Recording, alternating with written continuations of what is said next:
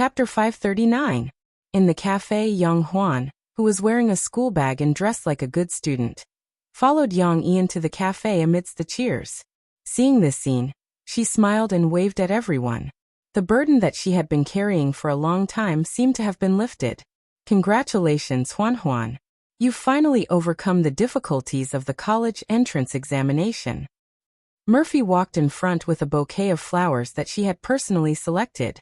The flowers were bright yellow, light pink, and elegant purple.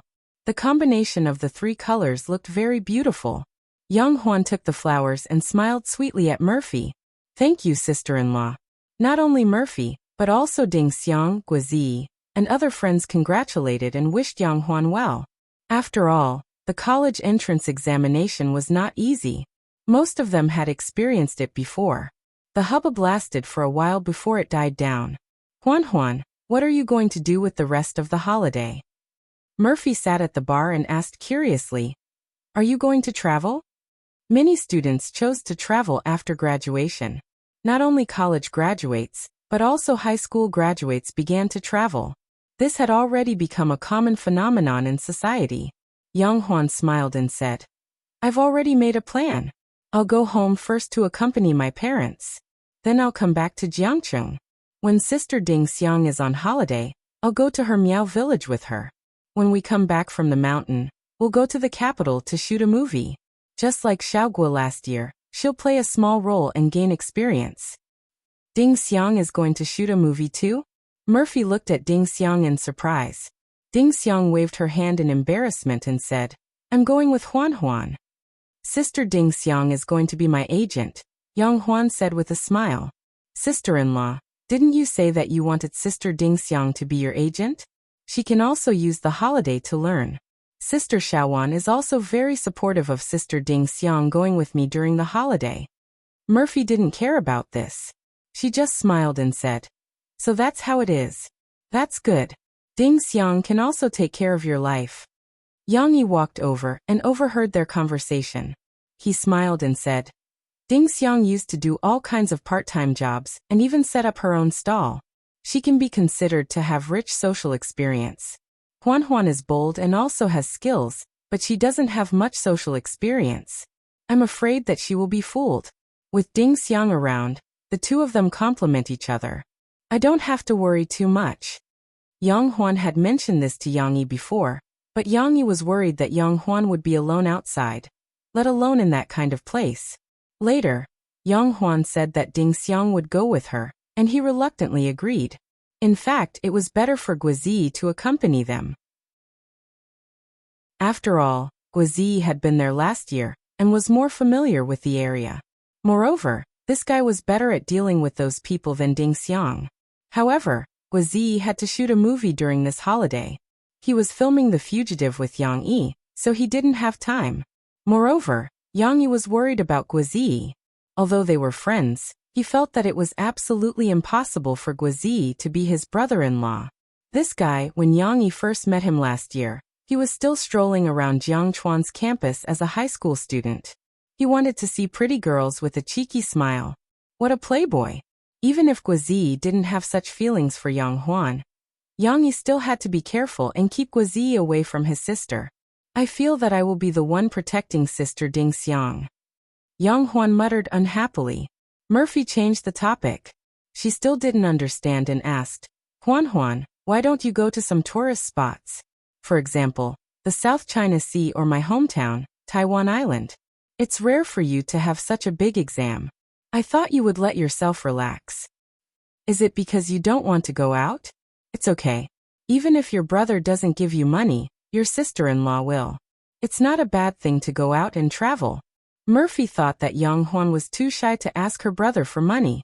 Moreover, Yang Yi did limit Yang Huan's pocket money. He didn't want her to spend lavishly after she had some money. He didn't want her to be captivated by money and become a bad girl. That's not the case. Yang Huan smiled and said to Murphy, It's not because of my brother. It's mainly because I'm curious about Sister Ding Xiang's hometown and want to have a look. Also, Sister Ding Xiang and I don't have much time. We don't have much time to travel. Murphy still felt that it was a pity. The next day, Yang Yi still came to the coffee shop. Murphy was upstairs helping Yang Huan pack her luggage. She was going to send Yang Huan to take the train back to her hometown. Yang Yi didn't have much to do, so he asked Ding Xiang to make a cup of coffee for him in the coffee shop downstairs. Ding Xiang, it's a holiday and you're all going out. There aren't many customers during the holiday, so I've decided to renovate it. Yang Yi pointed at the interior of the coffee shop and said to Ding Xiang. He had this idea after the Chinese New Year. At that time, he and Shishi were shopping on the streets of Shanghai. They happened to have a chance to see the decorations of other artistic coffee shops. He suddenly felt that his coffee shop had a lot of room for improvement. However, his relationship with Murphy was suddenly exposed, and there were a lot of troublesome things after that. He put this idea aside. Yang Yi didn't come to the coffee shop as often as before. One of the reasons was that there were more things between him and Murphy. Another reason was that the coffee shop had been closely watched by the paparazzi. Now the reporters and paparazzi around the coffee shop had all left. After all, Yang Yi didn't appear often. Even if he did, it was just a repeat of his daily life. If it wasn't a particularly shocking piece of news, it wouldn't attract the attention of the audience at all. In addition, Yang Yi and Murphy's relationship was very stable. There was almost no chance to report on them. The couple was too low-key. They didn't even look like celebrities. What was there to report on? It should be known that the entertainment industry was very competitive. Yang Yi didn't want to be on the news. There were a lot of celebrities who pretended to be fake and wanted to be on the headlines. The paparazzi didn't have the patience to play with Yang Yi and his wife every day. Hearing Yang Yi's words, Ding Xiang curiously asked, "Big brother Yang, how do you want to renovate?" Ding Xiang's question was just right. Yang Yi said excitedly, "I plan to change these seats. Did you notice that our coffee shop is made of wood? I want to replace the original fiberglass table with wood, and then change the sofa to the corresponding color. It will be more suitable." "Wouldn't that cost a lot of money?" Ding Xiang said in surprise. "Money isn't a problem. The problem is how to design this coffee shop to look better and have more feelings." Yang Yi laughed. "In the future, I want to come here to read books and drink coffee. In the end, it's a little lacking in feeling at home." Yang Yi had already thought about it. In terms of design, he would use some flowers and plants to separate his exclusive booth. Although it would still be in the same space, other customers wouldn't be able to see if there was anyone or what was happening in the booth, ensuring privacy. At that time, even Murphy could come to read books and listen to music. Staying at home all day wasn't a good thing for pregnant women. "The wallpaper needs to be changed. Then I plan to remove these partitions and replace them with stair-shaped bookshelves that can be planted with flowers. I'll use green plants and flowers to increase the coffee shop's natural atmosphere." Yang Yi had a lot of ideas, but he hasn't completely mixed them together. "I want to make the bar's wall into a whiteboard. Every once in a while, I can draw some pictures on it. Of course, customers are also welcome to doodle on it." The renovations that Yang Yi mentioned were only changes at the level of decoration. There was no need to use a strong smell, paint, and other complicated materials that weren't good for the body. Because there were still customers coming in, Ding Xiang was also busy. So after Yang Yi chatted with Ding Xiang for a while, he returned to his booth. The more he thought about it, the more excited he became. He picked up a stack of notes and recorded the thoughts that appeared in his mind. At this time, the door of the coffee shop was pushed open again. "Welcome." Ding Xiang raised her head, but she was immediately stunned. She had seen this handsome boy before. Chapter 540. The memory of a straight-A student was indeed good. It was only a few months away from a year, but Ding Xiang could still recognize Tang Kaitai, who she had seen from afar during the freshman orientation. This young master was still the same as when she first saw him, a little sunny and handsome, but Ding Xiang knew all the bad things this guy had done. Whether it was because he was unhappy with Guozi's part that he deliberately ditched Du Yuanlei's movie, or because Qianli Chuanshu had been swindled by the contract and was shelved, Ding Xiang now saw that Tang Kaitai's so-called sunny and handsome face was just a pretense. Ding Xiang's smile faded. However, she was, after all, a waitress, not a boss. The hatred in her heart couldn't be shown on her face. she called out to Tang Kaitai indifferently. However, Tang Kaitai's attention wasn't entirely on her. The moment he entered, Tang Kaitai looked around as if he was looking for someone. In the end, his gaze fell on Yang Yi, who was scribbling on his seat in the corner. Tang Kaitai's eyes lit up. However, he remained calm and walked towards Ding Xiang. "Miss, a cup of Santos." He even revealed a charming smile and deliberately made small talk. "I've long heard that there's a coffee shop at the back of Jiangchuan that serves authentic coffee. Since I don't have any filming today, I came over to take a look. I never expected that the waitress would be such a beautiful girl." Ding Xiang didn't see through his intentions. She only thought that Tang Kaitai was just trying to hit on her. As a waitress at the coffee shop at the corner of the street, Ding Xiang had encountered many boys who tried to curry favor with her. After all, the uniform made by Yang Yi was still very attractive. It vividly displayed Ding Xiang's slender figure and slender waist. Some of the boys who liked wheat-colored skin launched a fierce attack on Ding Xiang, asking for her phone number in all kinds of fancy ways. Unfortunately, Ding Xiang did not give any response to their efforts. Ding Xiang nodded her head at Tang Kaitai. She didn't say a word and coldly turned her head. She began to grind beans. After a while, she brought him a cup of Santos. Tang Kaitai was a little surprised by Ding Xiang's coldness. His flirting skills had been tested countless times, so why didn't it have any effect on Ding Xiang? However, Tang Kaitai did not take this matter to heart for the time being, because he had more important things to do. He took out the money, picked up the coffee, smiled and nodded at Ding Xiang, then walked in the direction of Yang Yi. "Hey, you can't sit over there." Ding Xiang reacted and quickly walked out of the bar. Just as she was about to tell Tang Kaitai not to disturb Yang Yi, Tang Kaitai exclaimed, "Hey, aren't you Yang Yi?" Tang Kaitai carefully held the steaming hot coffee. He was so shocked that people almost thought that he had scalded his hand. Yang Yi frowned and looked up. Tang Kaitai didn't know that he had been recognized long ago. He still pretended to express his surprise. "Yang Yi, I've seen you in many reports. You're Murphy's husband and a great songwriter who has written many songs. I'm your fan." This clumsy acting was as bad as his character. Yang Yi signaled to Ding Xiang, who had rushed over, with his eyes, telling her not to bother. Then, without batting an eyelid, he continued to watch Tang Kaitai's performance with ridicule in his heart. "Really, I'm your fan. Although I'm actually an actor and singer, I debuted as a child star, but I'm not a big star." Tang Kaitai explained, trying to describe his identity. "But I'm really your fan. I like your songs very much. For example, Long Time No See, which you wrote for Chun Ijia. I can sing it for you." There were rumors in the industry that Yang Yi would not casually write songs for others. He would only write songs for singers with good singing skills, such as Chun Ijia and Murphy, who were top singers. However, for some reason, or perhaps because he had been praised too much, Tang Kaitai had a crazy confidence in his singing skills. Tang Kaitai wanted to show off his singing voice in front of Yang Yi, so he took an inch and wanted a mile.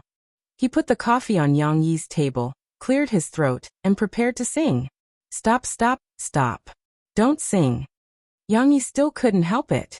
He didn't want this person to sing his song, so he directly stopped Tang Kaitai. Tang Kaitai looked at Yang Yi with a confused face.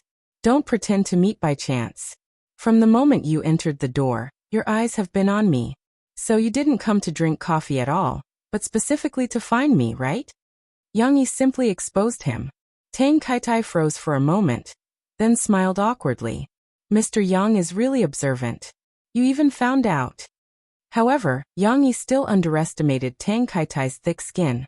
He directly sat down in front of Yang Yi and said with a smile, "In this case, let me formally introduce myself. My name is Tang Kaitai. I'm an actor and also a singer. My father is the head of the Xiangnan Television Bureau. I believe that in the future, we will have many opportunities to cooperate." After being exposed, he proudly showed off his background and looked like he was used to it. Yang Yi couldn't help but think of the deceitful, "My father is Li Gang" from his previous life. In comparison, Yang Yi felt that the other young master he knew from the entertainment industry was much cuter. "I know you are Tang Kaitai, hehe. But I don't have a good impression of you. You should know that." Yang Yi laughed and said coldly, I invested in the micro-movie Fairy Tale. Oh yes, when you were still shooting it, it was called Love Alley. But your approach at that time was very despicable. So, do you think I will have a good impression of you? Yang Yi felt that he was already restraining himself by not driving him out. This you are talking about this matter? I have my difficulties. Because at that time, there was an emergency at home. Tang Kaitai heard Yang Yi mention Love Alley, and immediately remembered this matter. But his ability to adapt was not enough. He stammered and found an excuse full of loopholes. He might as well not look for it. Tang Kaitai said resentfully, Mr. Yang, I think we shouldn't take the past to heart. You and Murphy's development also needs the support of the TV station. In Xiangnan, that is my dad's place. Even if you go to other TV stations, my dad also has connections.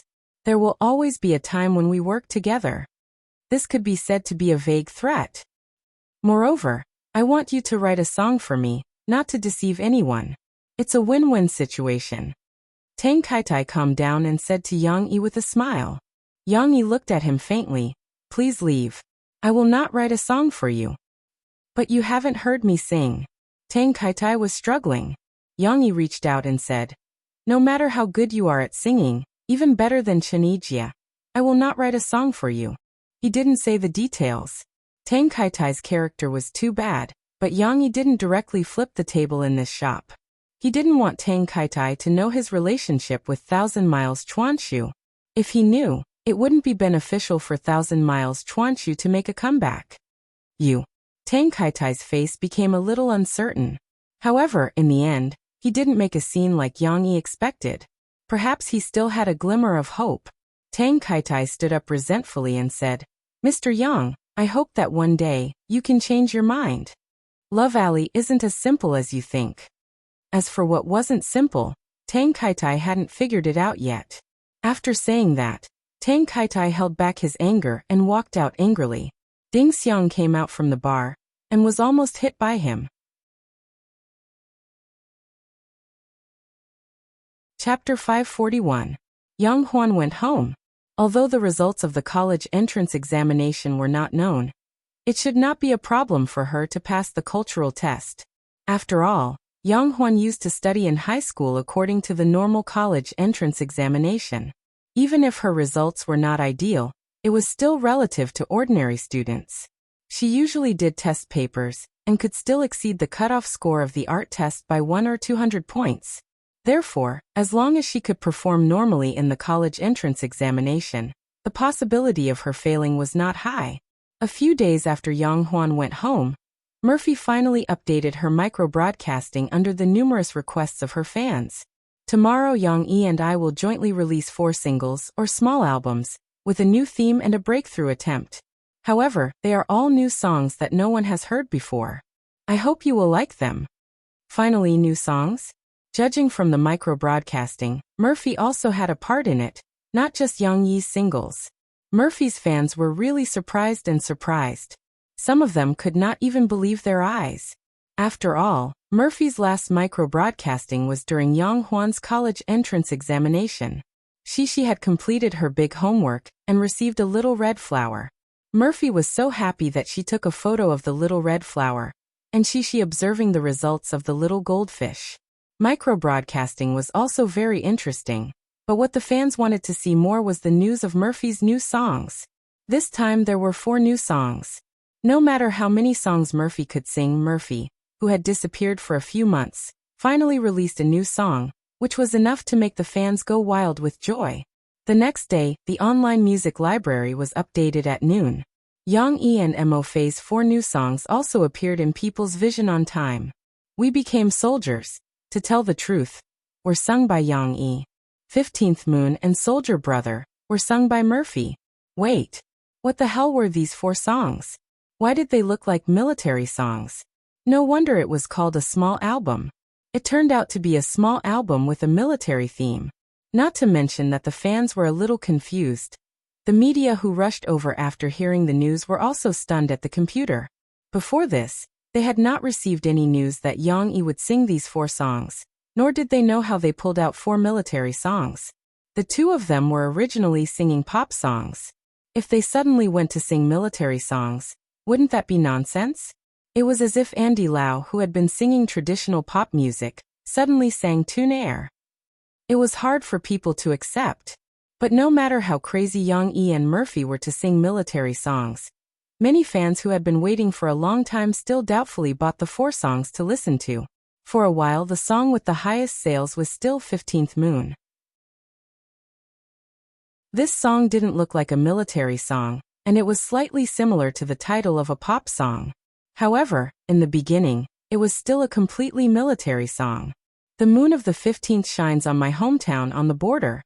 If they calmed down, it was not difficult for some fans to find that these military songs were not as bad as they thought. In particular, Murphy sang 15th Moon. The unique retro singing style, coupled with Murphy's gentle, mellow, and clear voice, vividly interpreted the tenderness and perseverance of this song. Ah, there is my sweetness in the harvest fruit, and there is also your sweetness. The military medal is half yours and half mine. Especially the high notes in this section. They were high but not sharp, high but not harsh. She was able to perform the guttural sounds that ordinary people would not be able to sing with ease. If 15th Moon was a retro song, then Brother Soldier had an additional layer of folk elements. Moreover, in this song, Mo Fei's singing method of raising her voice was even more amazing. Soldier brother who wants me to die. From the first sentence, Murphy began to raise the pitch of her voice to the level that would give people goosebumps. If it had to be described, it could only be said that it was as high-pitched as a swona, and it was so high-pitched that it almost didn't drop. It was as if her voice was such a voice. It was good to listen to, but the fans were also shocked by the lyrics of this song. In any case, 15th Moon had some literary talent, but Soldier Brother was almost as straightforward as some folk songs. For example, the lyrics at the back such as I really want to send him a ball of fire, and Soldier Brother, a star in my heart, and sister wants to cross the river, who will push me? Didn't it have the same effect? Of course, when Mo Fei sang Soldier Brother, there was no explicit provocation. She used simple and plain words to describe how difficult it was for the wife to take care of the family when the soldiers were stationed outside. She also described how the wife still had tender feelings for her sweetheart when she took on the responsibility. At night, he is the dream on my pillow. During the day, he is the song in my mouth. Although Murphy sang the lyrics in a high-pitched tone, through special pronunciation, the strong feelings in the lyrics were conveyed in this song. Especially the small explosion of tone in the word pillow. It was even more tender and made people's hearts tremble. Suddenly, the image of the soldier's partner in the whole song suddenly came alive. The fans who were listening attentively could feel it. It was as if at this moment, they could see a little wife holding a letter from her sweetheart under the dim yellow light of the night. She was crying and smiling happily at the same time. Whether it was the affectionate 15th Moon, the strong and affectionate Soldier Brother, whether it was the imposing We Soldiers, or the firm and tender To Tell the Truth, these songs reflected the singing skills of Yang E and Murphy incisively and vividly. Fans who really liked listening to good songs and appreciating the meaning of music would be able to find something they liked in these songs after letting go of their initial misunderstandings and listening carefully. However, not all fans were fans, and not all fans were old. There were still a considerable number of fans who were young and listened to the songs for fun, or felt that Yang E and Murphy should sing romantic pop songs. They had come for the fame of the two of them, only to hear 4 old military songs, which really annoyed them. So on the first day, under the comments of these songs, there were a lot of bad reviews that gave very low scores. Abandon the pit, return the goods, you can sing any song, but you have to change your style and sing some rubbish military songs. Is it Yang E and Murphy, you husband and wife, who are arrogant, or we can't raise the big knife? After waiting for a few months, you played such a trick on us? Military songs are really not good to listen to. After listening to a few sentences, I'll turn it off. I'm here to advise other fans who want to buy it not to be deceived. The so-called small album this time has 4 songs that are very bad. It's not the original classic. It is not worth our money to buy it. Of course, these extreme bad reviews only accounted for a part. Although some fans did not like the 4 songs very much, they still gave more pertinent comments. I have to say that the quality of the songs written by Yang Yi is still good. Murphy and Yang Yi's singing is also very wonderful. It's a pity that I don't like military songs very much, so I can't appreciate it. Murphy subverts her own soldier brother. In fact, it's very interesting to listen to it with your eyes closed. The high notes are very addictive. It's just that when I think of the affectionate song, Listen to the Sea, that she once sang, I can't accept this military song. Give it a moderate review. Among these comments, there were some who expressed that they were very satisfied and liked these songs. There were even some fans who might be veterans or had a military background who gave eloquent and lengthy comments. It was as if these 4 songs had triggered some special feelings and memories in them. These 4 songs attracted the attention of countless people on the first day of release, and the mixed reviews were really surprising. The media reporters knew that the onlookers were eager to know the reason why Murphy and Yang Yi made such a subversive change, so they also dug up the news behind it. However, Yang Yi and Murphy still could not be interviewed. What should they do? It didn't matter. If there was no news, they could make it up. The next day, a considerable part of the media dug out a possibility through some of Yang Yi's recent itineraries. Releasing 4 military songs, Yang Yi and Murphy did not want to make a breakthrough in music. They were actually just promoting the TV series of the same name, Soldier's Assault, adapted from Yang Yi's works. Yes, in June, didn't Yang Yi attend the press conference for the completion of Soldier's Assault? In their eloquent description, it seemed that Yang Yi and Murphy were brewing a big conspiracy. By suddenly releasing 4 military songs, they stirred up the feelings of the soldiers, so as to pave the way for the promotion of Soldier's Assault. However, they were also criticizing. Isn't Yang Yi a bit too much? The People's Army is serious and inviolable. How can you be allowed to stir up people's feelings for the soldiers to achieve your purpose of profit? It seemed that this statement was reasonable, and some onlookers did not like this kind of hype. Yang Yi and Murphy, who were still in the dark, were suddenly pushed to the forefront of the storm.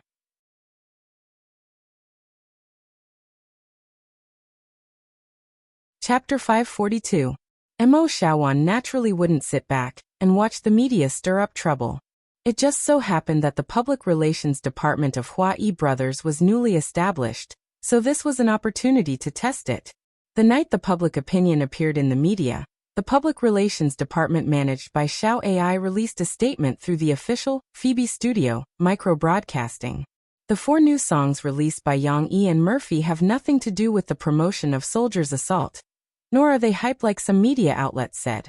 The reason why they release 4 military songs is because Yang Yi used to be a soldier, and he wants to create some military songs for his comrades in the old army.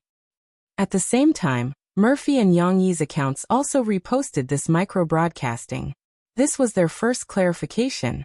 Interestingly enough, maybe the staff around him reminded Chen Fengchen. The next day, the old man also opened his own micro-broadcasting account and applied to become a verified VIP. The old man was old but not old. He was very skilled at operating the computer. Even though it was just a finger tap, he still typed out what he wanted to say. He reposted this micro-broadcasting and said humorously, "Xiao Yang, don't block my words. After listening to your and Murphy's 4 songs, I want to use them as theme songs and TV series interludes." Of course, the old man also sent a micro-broadcasting to clarify for Yang Yi. This is indeed a misunderstanding. People who are familiar with Yang Yi will know how lazy he is. Forget about hype.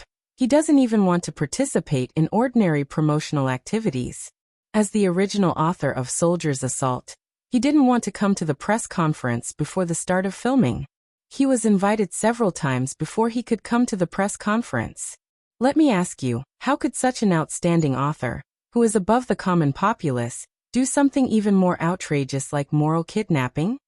If Yang Yi and Murphy's self-clarification wasn't very convincing, then Chen Fengchen's statement was extra powerful.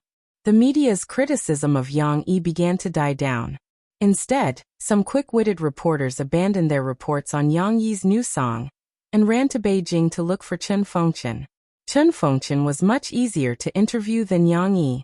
The old man had no choice but to pick a media outlet that he was more familiar with, and accepted their interview.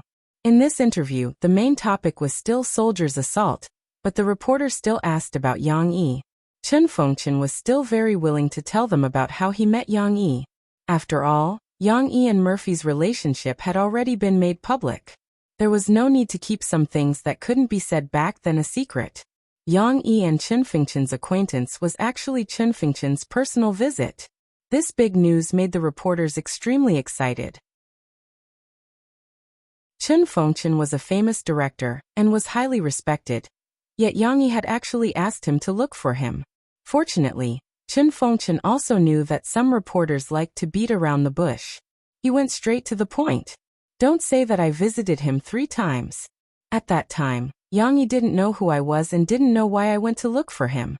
I saw that Little Yang's work was so good that I was worried that others would take away the film and television rights. So I directly asked the publisher for Little Yang's address and found him. Speaking of which, it's quite interesting. Yang Yi didn't recognize me, but Murphy was there at the time. She sang the ending song of one of my TV series and recognized me. When Chen Fengchen thought about it, he could not help but chuckle. Moreover, when I saw Yang Yi, I was a little surprised because I thought that the author who could create a work like Drawing Sword should be an old man like me who is more sensitive to the history of the war in the past. I didn't expect it to be a young man. He's too young. Chen Fengchen sighed. Then Director Chen, what do you think of Yang Yi? Because he rarely appears in front of the media. Many fans are eager to know what kind of person he is. The reporter followed Chen Fengchen's words and asked. Chen Fengchen thought for a moment and said, Little Yang is a very talented child, whether it's his musical creation or his literary creation. Am I right? I don't need to say that. Everyone can see it. However, I also want to say that Little Yang is a relatively low-key and hardworking person. Being low-key is an excellent quality that our impetuous entertainment industry lacks. Everyone knows that it's too easy to make money in the entertainment industry. There are more than 1 billion Chinese people in mainland China. The market is too big and the pie is too big. Just a little bit of it, and you can make a lot of money. That's why too many people are rushing in, but they just want to make money. Scandals and hype. Today they're hyping up the little fresh meat, tomorrow they're hyping up the pretty starlets. As long as they can increase their traffic, they're not afraid of not making money. However, what kind of works can they produce? Can they stand the test of time? Chen Fengchen had long been disgusted by the impetuous atmosphere of the entertainment industry in the new era. This time, he used his evaluation of Yang Yi to express his feelings.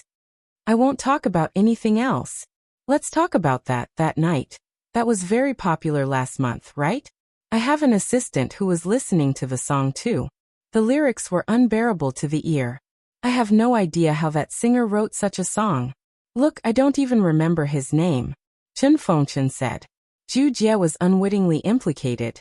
And Chen Fengchen didn't know that the instigator behind this was the Yang Yi he was praising. Chen Fengchen continued to speak frankly. He used Yang Yi as a positive example. I saw that some media outlets were surprised by Yang Yi's creative speed. However, with such a vigorous creative state, have you ever thought about how much effort he put in behind it? If he was like those little fresh meats, showing off in front of the media every day, unable to complete his daily schedule, how would he have the energy to create? It's precisely because he's low-key and hard-working that he was able to create so many classic works that people can't bear to part with. Director Chen, do you also like Yang Yi's new songs? The reporter asked. Of course. When I heard these songs, my mind was suddenly filled with memories of my days in the army many years ago. I'm already in my 60s, yet I still cry like a child. Chen Fengchen lamented without hiding anything. Chen Fengchen's interview hadn't been reported yet, but Yang Yi's fans, who were slow to react online, finally heard Yang Yi's new songs. It had to be said that among these fans, most of them had followed Yang Yi since Soldiers' Assault, so they had a special interest in the army. After hearing these military songs, they felt very emotional. Naturally, they weren't like ordinary fans. They especially admired these songs and couldn't help but recommend them to their friends. And very quickly, they found out from Yang Yi's personal website that the media was attacking Yang Yi. Immediately, they were unhappy and started to support Yang Yi. What do you know? Yang Yi singing military songs couldn't be more suitable, okay? Even old Mu, who had a meal with Yang Yi, said that Yang Yi personally confirmed that he was a soldier. He was a soldier, so why is singing military songs a publicity stunt? They're criticizing such good songs. Is there something wrong with the music industry's brain? Nowadays, the pop music industry seems to have less and less room for the existence of old songs, but I like Yang Yi's old songs. I hope that friends who share the same interests can support Yang Yi. Don't let tradition become history. The support of Chen Fengchen and many older artists who like Yang Yi's songs, coupled with more and more people who were attracted by the excellence of these songs, finally shook off the criticism that everyone wanted to get involved in. Originally, the Southwest Military Region's Art Troupe and Publicity Department were still preparing a publicity plan for Yang Yi. They also knew that there was a misunderstanding in the media and had received instructions from their superiors to clear Yang Yi's name. But before they could slowly respond, the direction of public opinion in the report had taken a 180-degree turn. The media was praising Yang Yi and Murphy for their brave breakthrough. The music critics were surprisingly unanimous and gave the 4 songs very high praise. Military songs were going to be popular.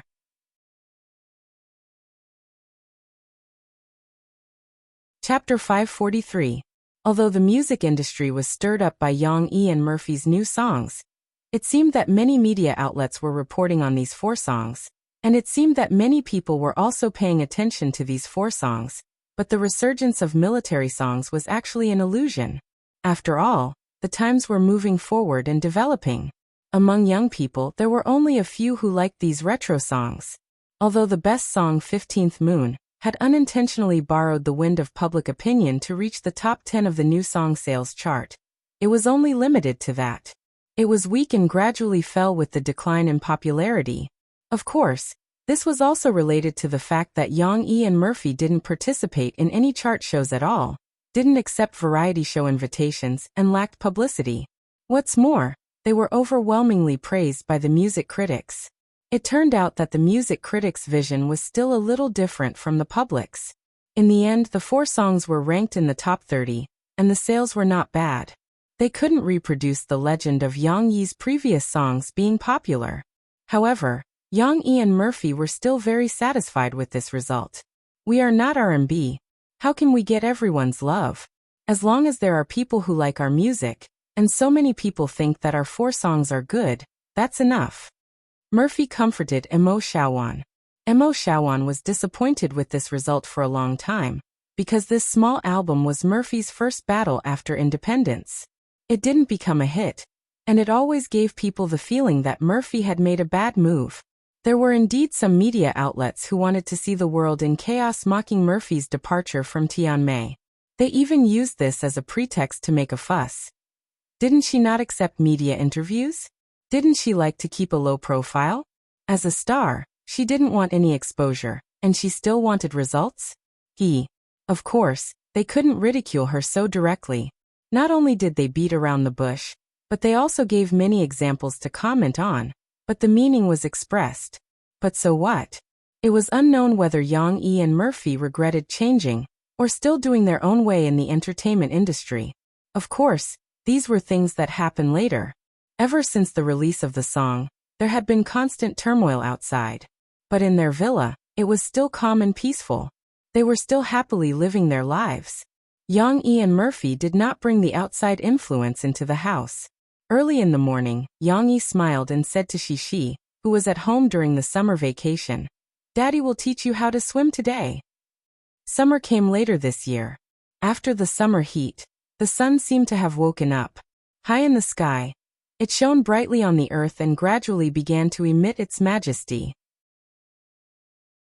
After the temperature rose, not to mention putting on a jacket for Shishi, even if the little girl wore a vest and swung outside, she would be sweating profusely when she came back. In such hot weather, Yang Yi finally remembered that they had a swimming pool at home. After asking the property management staff to come over and clean the pool, Yang Yi filled the pool with water since he had nothing to do today. He was ready to enjoy the convenience of a private pool with his family. Swim. Swim. I'm going to swim. Hearing her father's words, Shishi could not hold back her joy. She ran around the house happily and giggled incessantly. Steamed Bun, who did not know the truth, also followed behind the little master. His tongue was hanging out, and he jumped around happily. After a while Shishi, wearing a one-piece swimsuit for children, happily appeared by the pool. Cece's swimsuit was a little conservative. It was like a small skirt, but it was very slim fit, showing off the little girl's slender arms and legs. Her belly was round and bulging like the other children's. It was very cute. She ran so fast that Murphy couldn't stop her. As she ran, she giggled and said, "Mama, Papa, come quickly. You can't go into the water directly. You have to wait for Daddy to teach you." Murphy's belly was a little bigger. She was also wearing a swimsuit, and it could be seen that her body had become a lot fuller. For this reason, she felt embarrassed. If it were not for the fact that there were no outsiders in their private pool, she would not have come out to swim. After all, women love to be beautiful. Who would want to be seen by others when she was a little fat now? However, Murphy could not take care of Shishi. She just splashed water on the side. After slowly adapting to the water temperature, she went into the pool and swam slowly by herself. Pregnant women could still swim, as long as they paid attention to some small problems. Moreover, swimming was good for the body and the future delivery. Yang-yi, who turned off the water, appeared by the pool after a while. He was wearing loose swimming trunks, but his figure was undeniably good. From the back, he had a strong back and a bare waist, and his shoulders were wide and round. From the front, his thick chest and strong abdominal muscles were even more amazing. "Come, Shishi. First do some stretching with Daddy to warm up. When you swim later, you won't get cramps easily." When Yang-yi saw the little girl's impatient look, he knew that she wanted to get into the water quickly, but he still insisted. Okay then. Shishi was a little disappointed, but she was still full of expectations and warmed up with her father. Fortunately, when she learned the sword dance, Yang-yi had already taught Shishi how to warm up. After a while, after warming up, Yang-yi took Shishi slowly into the water. There was no swimming ring. This was Shishi's first time swimming in the water, but Yang-yi just wanted his daughter to get rid of the dependence of the swimming ring and learn how to swim quickly. Yang-yi went into the water first, then took Shishi's hand and let her go down the stairs step by step. This private swimming pool was full of water and had a depth of 1.4 meters, which was only up to the chest of ordinary adults, not to mention Yang-yi and Murphy, who were not ordinary people. Yang-yi was not satisfied in such a pool, but this level was still very dangerous, because it was enough to reach Shishi's little head. It was time to go into the water. At first, Shishi was full of interest, and her face was full of excitement, but as the stairs slowly went down, the water gradually reached her chest, and the little girl's smile disappeared. "Papa, I'm scared." Shishi went down another step, and suddenly found that the water had reached her neck. She hurriedly took a step back and looked at her father in panic. She was very happy to play in the water, but the little girl never thought that the water would be so deep. Although she didn't know what the consequences would be, the natural fear in her heart had already spread. "Don't be afraid. When you are about to choke, Daddy will pick you up. Why don't you try and see if you can float by kicking the water?" Yang-yi advised. I don't want to." Shishi withdrew her hand and gently shook it in front of her chest. She was in a dilemma. She was reluctant to leave the swimming pool. Yang-yi frowned. It didn't seem to work. Next to them, Murphy, who was slowly backstroke, looked up at Yang-yi and said with a smile, "You have to let Shishi get used to the water slowly. I told you to buy a swimming ring for her, but you didn't believe me." She didn't need a swimming ring. Her father was her daughter's biggest guarantee. Yang-yi walked over, bent down, and said with a smile, "How about this? Daddy will carry you into the water, and then keep supporting you. You won't drink any water, okay?" Yang-yi was unconsciously infected by Shishi's bad habit of abusing the word then. Shishi hesitated for a moment, but her desire to play in the water overcame her fear. She stretched out her small arms, tightly hugged her father's neck, and let him carry her into the water. Yang-yi half sat and half swam, soaking in the water with Shishi. The little girl kicked her little feet randomly, but she couldn't reach the bottom. Sometimes she kicked her father's waist. "Papa, Papa, don't let go. I'm scared." Shishi's feet were not on the ground, so she felt very insecure. She tightly hugged her father's neck and said nervously.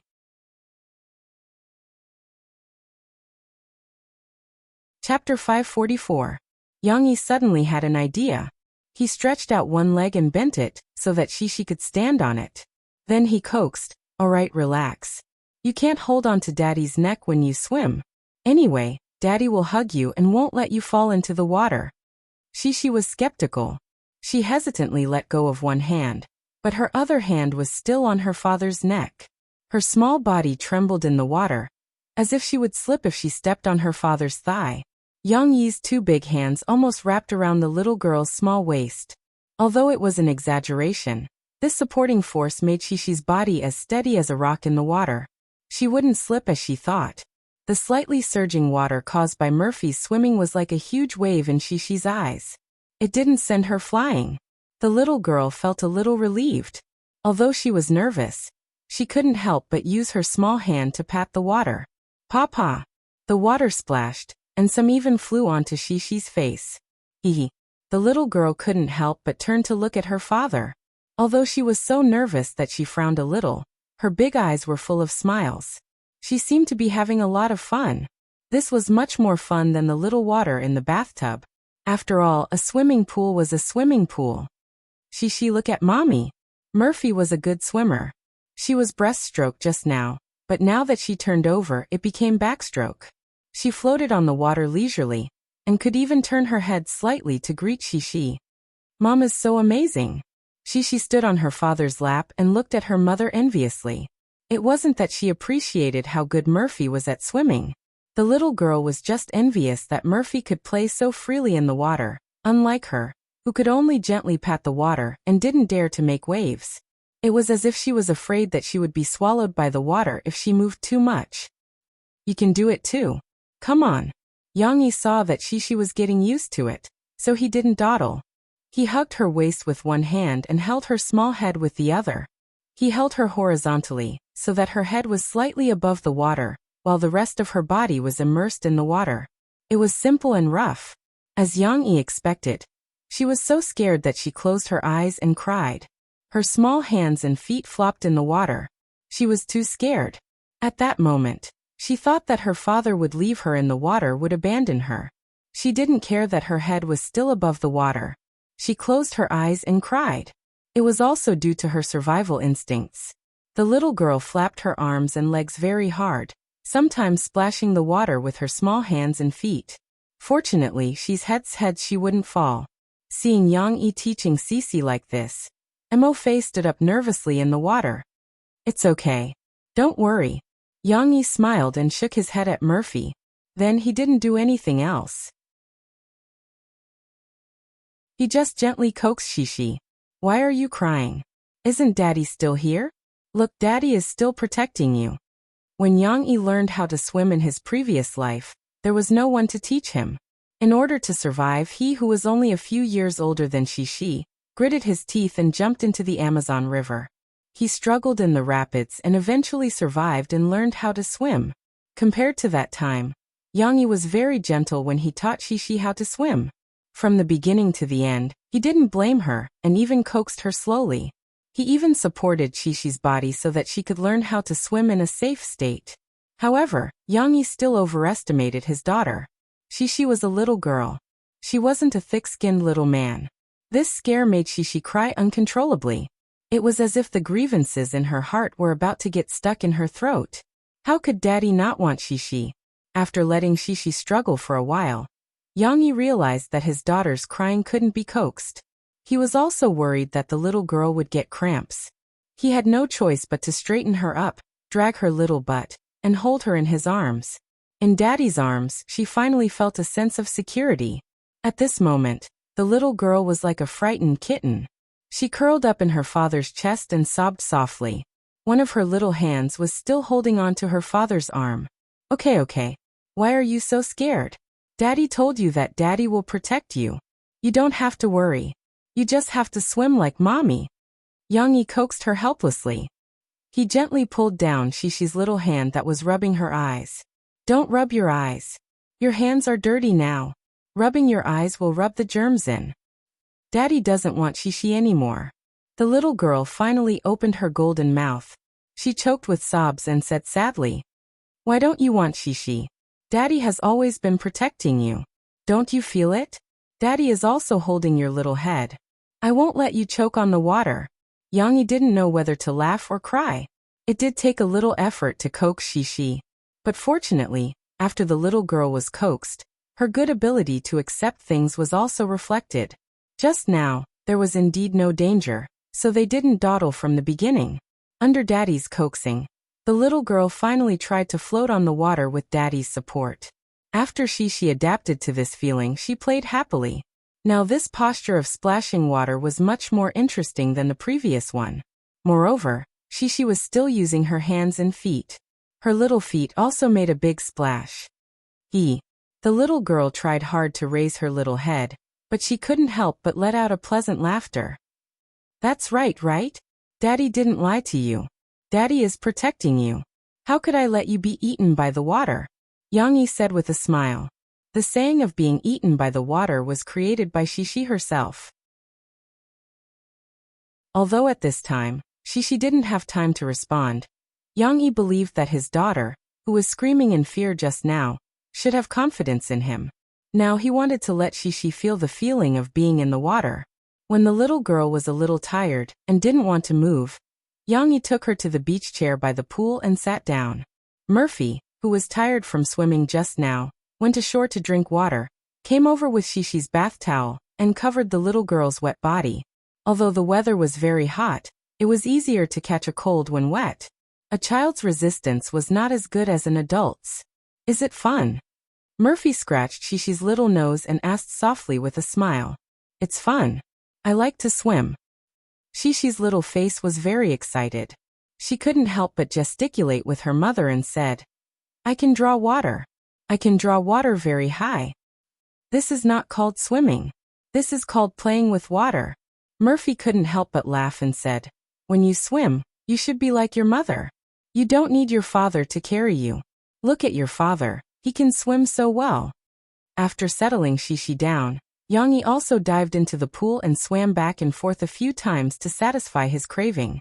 Shishi looked at her father with her big eyes. His figure in the water was like an arrow leaving the bow.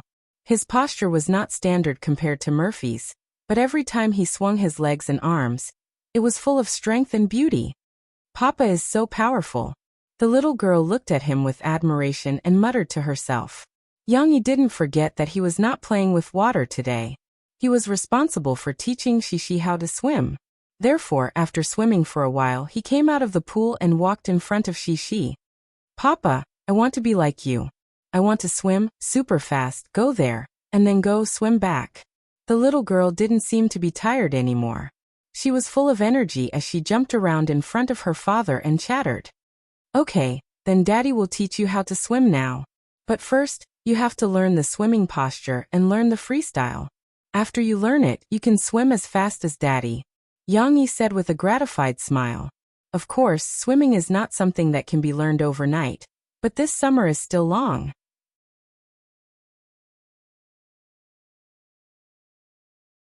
Chapter 545. The movie The Fugitive finally started shooting. Today, most of the crew arrived at a private clinic in Tingshan District. Although it was the first day of shooting, the progress of the shooting wouldn't start with the prison scene. After all, there were children in this movie, so the priority should be to finish the children's scenes first, so that it wouldn't be difficult to arrange later. Shishi also came to the set with her father. Many of the people shooting the movie were familiar faces, such as Wang Chao, who was in charge of the camera, and Zhu Liang, who was in charge of the lighting. They were all part of Du Yuanlei's team. After many years of cooperation, they were very familiar with each other. Wang Chao and Zhu Liang's skills were also trustworthy. Long Yanai, the makeup artist from the fairy tale crew, was demoted this time. She was the assistant of the newly hired makeup artist, Xiao Ran. The makeup for this scene was more complicated. For example, Guazi needed to be made to look older. Long and I couldn't do such a complicated makeup technique, so Long and I had to learn from Xiao Ran. In the past, Shishi often went to the set of Fairy Tale with her father. These familiar faces made Shishi feel familiar with the environment. On the contrary, today, because Mo Fei wanted to see her daughter act for the first time. Cece was very lively with her parents around. Sometimes, she would hold her father's hand curiously and ask him to take her to see the structure of the clinic. Sometimes, she would even take the initiative to run to Geng Xia and look at him curiously. Today, the little girl was dressed very seriously. Because they were going to shoot the movie, Yang Yi and Murphy had already changed Shishi into a costume at home. In fact, it was a primary school uniform that Yang Yi had asked someone to tailor for Shishi. It was a white-collared shirt, a blue cashmere button-up jacket, and a long blue school uniform skirt that hung down to her feet. She had only put on her coat when she entered the private clinic with an air-conditioned environment. However, on the whole, the little girl's cuteness had a scholarly air to it. She was charming and made people feel pity for her. The little girl's shiny black hair was straightened by Murphy, like a waterfall hanging down her back. Under the light, it reflected a beautiful and smooth color. The bangs on her forehead had also been trimmed neatly. At first glance, the little girl had a strict temperament that did not match her age. Of course, it couldn't be seen now. Shishi was blinking her big eyes with a smile on her face. She was moving around like a lively and cute little elf. If Du Yuanlei hadn't arranged for Shishi to audition, and the little girl in the audition had shown Wang Mai's fear, apathy, and pitifulness, Yang Yi would have found it hard to believe that Shishi could play the role well. Hello, little girl. Hello. Geng Xia was a little restless. He scratched his head and greeted Shishi with a silly smile. You're Yang Yi's son, right? In his nervousness, he even made a slip of the tongue. Hee, I'm not a son. I'm a girl. I'm my papa's daughter. My papa is Yang Yi. When Shishi heard the problem, she couldn't help giggling. The strange feeling between her and this little uncle suddenly disappeared a lot. Yes, you're your father's daughter. Geng Xia said with self-blame. Look at me. I'm so nervous that I'm not right. Shishi didn't answer him this time. Instead, she was thinking about her previous question.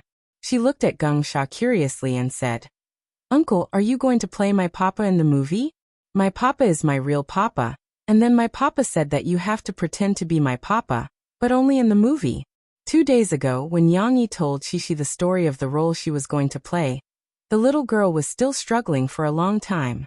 It was also when Yang Yi explained clearly that Wang Mai in the movie was not the real her, and that Wang Mai's father in the movie was not her father, that Shishi understood and accepted this arrangement. Therefore, when Cece was talking to Geng Xia today, she went through a lot of trouble and said a lot of things. It was rare that the little girl didn't mess up such a talkative thing. In her heart, it was obvious that she was very clear about these relationships. But this tongue twister of, my papa is not my papa, made Geng Xia dizzy. He scratched his ears and cheeks in confusion and said awkwardly, I'm sorry, little girl, can you say it again? Yang Yi came over, patted Shishi's little head and said to Geng Xia with a smile, It's okay. She said that you're just the father of her character in the movie. He's not my papa. Cece nodded and added, as if she hadn't had enough. Yes, of course I'm not your father. Your father is Brother Yang. Geng Xia smiled. The first scene was when Wang Li came in through the door with Wang Mai and met the veterinarian Grandpa Hao Shi, who had just woken up and came downstairs. The main dialogue was done by Geng Xia, who played Wang Li, and the old professor of Jiangchuan Film Academy, who played Hao Shi. Shishi, who played Wang Mai, didn't have any lines. However, this role was indeed like that. In this movie, Wang Mai basically didn't need to speak. She only needed to act with her eyes and actions. Although Shishi had a good memory, she didn't need to memorize lines, which was also a kind of liberation for the little girl's ability. Okay, everyone, take your places. Du Yuanlei held a loudspeaker in her hand and shouted. When the shooting was about to start, Yang Yi squatted down and tidied up Shishi's clothes for the last time. Murphy was also on the side, stroking her big belly, and anxiously cheering for Shishi. Shishi, don't be nervous. You can do it. Mom believes in you. There's no need to be nervous. Just act like you did in the audition. Dad thinks you're very good. Yang Yi also gently put his hand on Shishi's little shoulder and said softly. The little girl blinked her big eyes. It was unknown whether it was because she had grown up a little or some other reason, but she didn't act like last year. Her little face was tight, but she stuck out her little tongue, a little mischievous giggle, and said, "I'm not nervous." However, it was impossible for her not to be nervous at all. When Gung Sha came over and brought Shishi to the door to prepare for the shoot, Shishi, who didn't see her parents, finally realized that she was going to shoot a scene and had to face those big cameras. The little girl gently clenched her little fists, and a nervous expression began to show on her little face. "It's okay. The director said just now, you just need to follow me and walk in with your back facing the camera. You just need to look at Teacher Xiang." Gung Sha was very attentive in preparing for his scenes. Hence, although he was also a little nervous, he had memorized the lines by heart. Moreover, as he had filmed many scenes before, he could be considered to have some experience.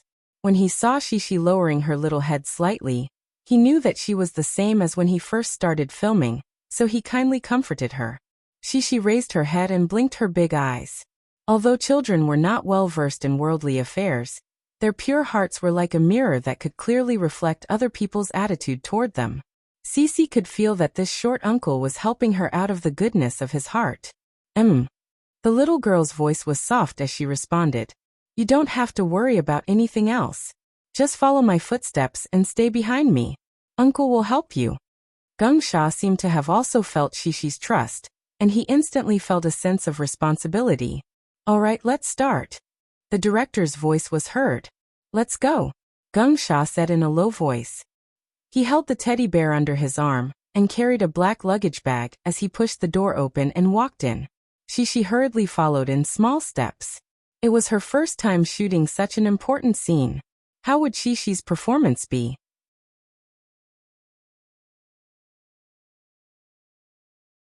Chapter 546.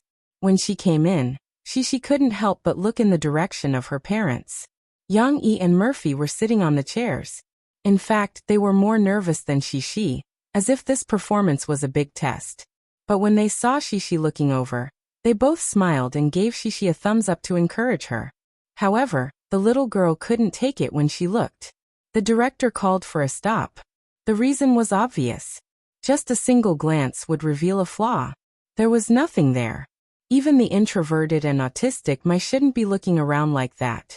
Moreover, Shishi's face was also in the camera. When she saw her parents, her subconscious expression of joy was also wrong. Du Yuanlei didn't blame Shishi. She was worried that the child's ability to accept the performance was weak. She walked over and praised and comforted Shishi for a while. "It's okay. Your performance was very good.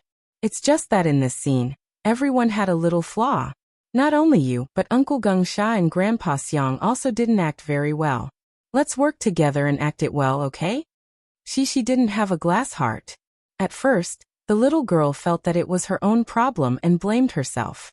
Now that the responsibility was shared and the atmosphere of teamwork was created, she was also full of responsibility and nodded her head. As for the specific problems, Shishi understood from the director's patient explanation. In the end, Yang Yi chimed in and concluded, "There are only 2 points. When you enter the door later, don't look at your parents. Anyway, your parents are here to watch your performance. I believe that you will definitely perform well. The second point is that you have to play Xiaomai. She won't speak or smile. Shishi, you know how to play the role of Xiaomai." In fact, this scene didn't require much expression control, because Shishi's back was facing the camera. But Yang Yi still hoped that Shishi could have a little professionalism, so he had more requirements. "I know," Shishi said eagerly. "I'm going to act with Uncle Gung Sha. Papa, Mom, bye." Wow, so enthusiastic? After Shishi left, Yang Yi and Murphy looked at each other in surprise. They didn't know that Shishi was bursting with a sense of responsibility. She mustered all her strength and wanted to act well in this scene. She wanted to work hard together with Uncle Gung Sha and Grandpa Xiang. There were no more problems with this shot. Shishi followed Gung Sha into the room and stood where she was supposed to stand. She didn't turn her head to look around and just looked at Grandpa Xiang with her big, worried eyes. She stood there like an obedient girl. Pass. After Gung Sha and Xiang Jianglei finished their simple conversation, Du Yuanlei nodded in satisfaction. Next shot. While Wang Chao and the others were changing positions with the camera, Du Yuanlei took the time to give Shishi a thumbs up, praising her good performance just now. For children, the director was like a teacher. Their praise was like receiving a little red flower. After Shishi saw Sister Du's thumbs up, her little face suddenly bloomed with a bright smile, and her heart was filled with a sense of accomplishment. Next was the conversation between Geng Sha and Xiang Jianglei. Shishi didn't need to appear in this scene, so Shishi could go back to her parents' side to rest. Very good shot. Yang Yi patted the head of the little girl who threw herself into his arms and laughed.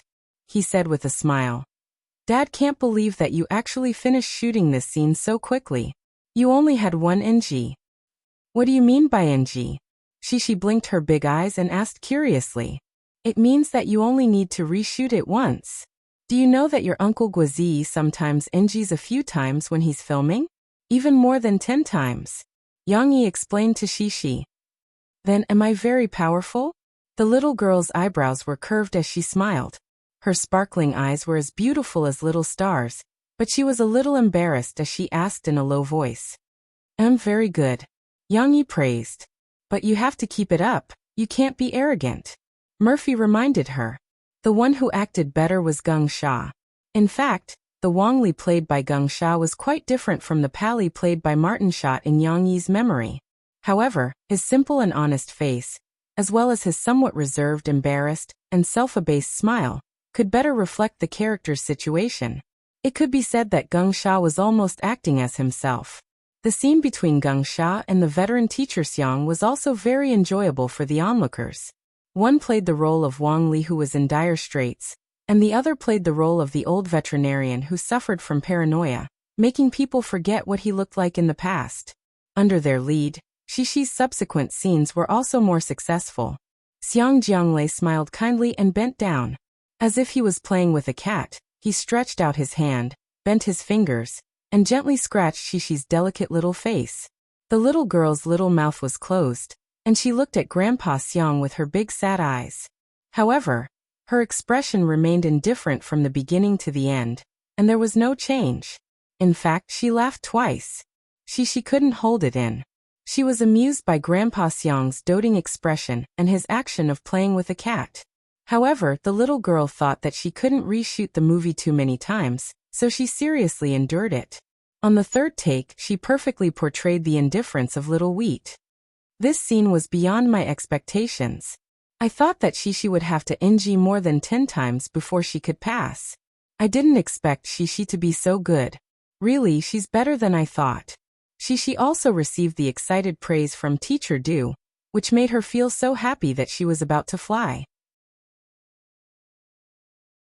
I still want to act in the movie. Shishi was bouncing around beside her mother, and she was overjoyed. It's still a while before it's your turn. Now it's your father and Uncle Geng Sha's scene.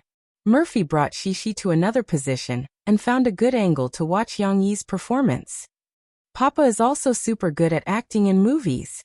Because the shooting was about to start, Shishi finally quieted down. She sat next to her mother, leaned on her mother's arm, and whispered.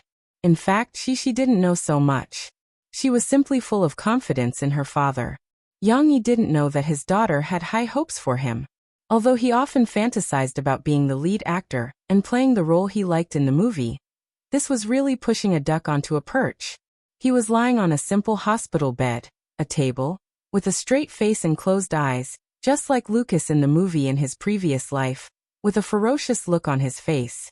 After all, with the golden finger, Yang Yi had watched the original movie, and his memory could be read like a hard drive, so he could completely remember the character's every move on camera, and remember the character's expression every minute and every second. In addition, coldness was his nature, and he didn't need to act at all. With a straight face, his strong lines gave people a fierce feeling.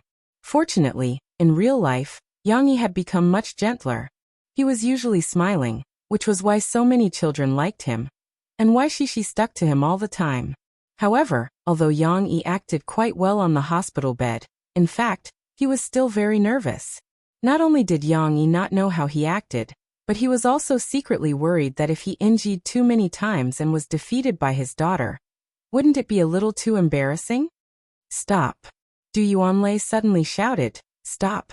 Yang Yi opened his mouth, turned his head, and looked at Du Yuanlei embarrassedly. However, Yang Yi was too worried.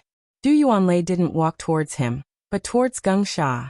She said, Geng Sha, your movements here are not right. You should put down the bag and the bear. I'm sorry, director, I forgot. Geng Sha also remembered. He quickly nodded and said, Okay, everyone get ready. Du Yuanlei took the loudspeaker and prepared to go back. Ah. Director Du, what about me? Yang Yi asked. Ah. Du Yuanlei was also a little confused. She looked at Yang Yi. You acted quite well. Your expression is on point. Just act like you did just now. Du Yuanlei was right. Yang Yi imitated the original character very well. He expressed Ludi's dissatisfaction, disdain, helplessness and speechlessness towards Wang Li. Oh. Yang Yi secretly breathed a sigh of relief. He thought that it was his fault that caused the NGs. However, he still had to work hard. He couldn't lose to his daughter. Just as the filming was in full swing, Guizi, who had finished watching the opening of the movie, returned to school. He didn't have any scenes today. He was supposed to help on the set, but he made an appointment with Ding Xiang. Since the school was on holiday and there weren't many customers in the coffee shop, and Yang Huan hadn't returned from her hometown yet, he would take her to an empty place in the back of the mountain to teach her how to drive. However, when Guizi arrived at the coffee shop and saw the scene in front of him, he was furious.